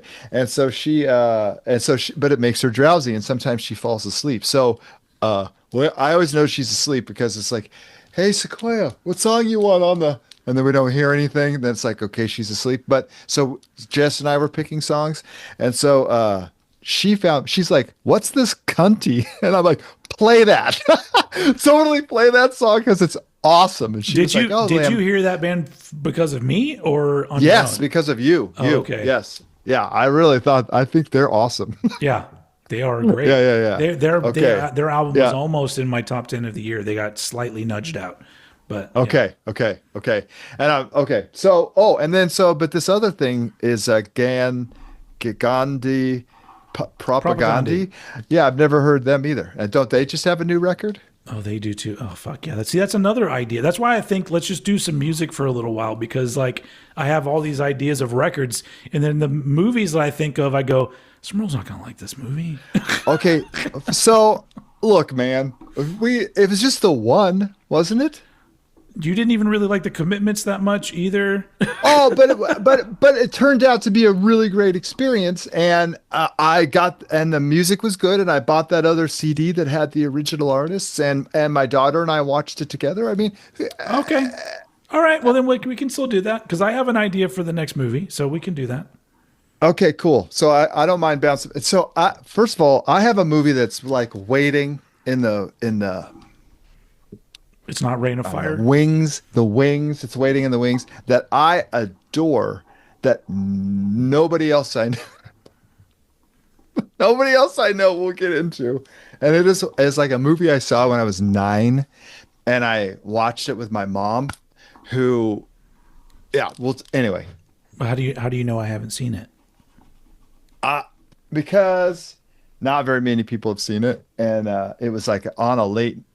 It doesn't matter. We'll talk about it when I pick that one. Okay. But anyway, I love you a lot. Thank you very much. But Okay. I want. Oh, okay. We're saying goodbye to everybody out Oh, there. yes, of course. But I'm going to keep you here for a minute afterwards. Okay, fantastic. Right. Thank you. If anyone has listened to this far, chocolate bow tie, thank you very much. Oh, you remembered it. Chocolate bow Yeah, tie. yeah, and please listen to these records if you have a chance. Spotify, I guess it's free, so just put your earbuds in and rock out a little bit. Or as And usual, I always yeah, say, yeah, like, put your opinions in the comments. Like, do you like either one of please. these albums or either one of these bands? Or do you hate both of them? If you do, don't bother commenting. Don't bother. Because that Or yeah, sure, sure. I have created my own little world here where I don't appreciate shit talking and just like Sure, sure. Community guidelines and all that. yes, I have my own community guidelines, and that is Right. don't be a dick. Right. That's it. That's number one rule. Okay. Anyway, all Right right. on. So Okay. Summum Bonum, another Summum Bonum in the can, as movie In the people can. say. Yes. And then yeah, so we'll see. I don't you again. suppose. What? Oh, I don't suppose it'll be Monday, will it? Because it's only one day until Monday. No, it'll be. Wednesday. I might do it the following Monday, because Wednesday's Great. cranked and ranked. Oh yeah, you don't So want to load I two think things. maybe just to like have that be on the prime old head slot, I might do it the following Monday. So whatever great. Monday you're seeing this, hello. Love you. Thank you. Hope you enjoyed it, and we'll see you guys next time. Yes.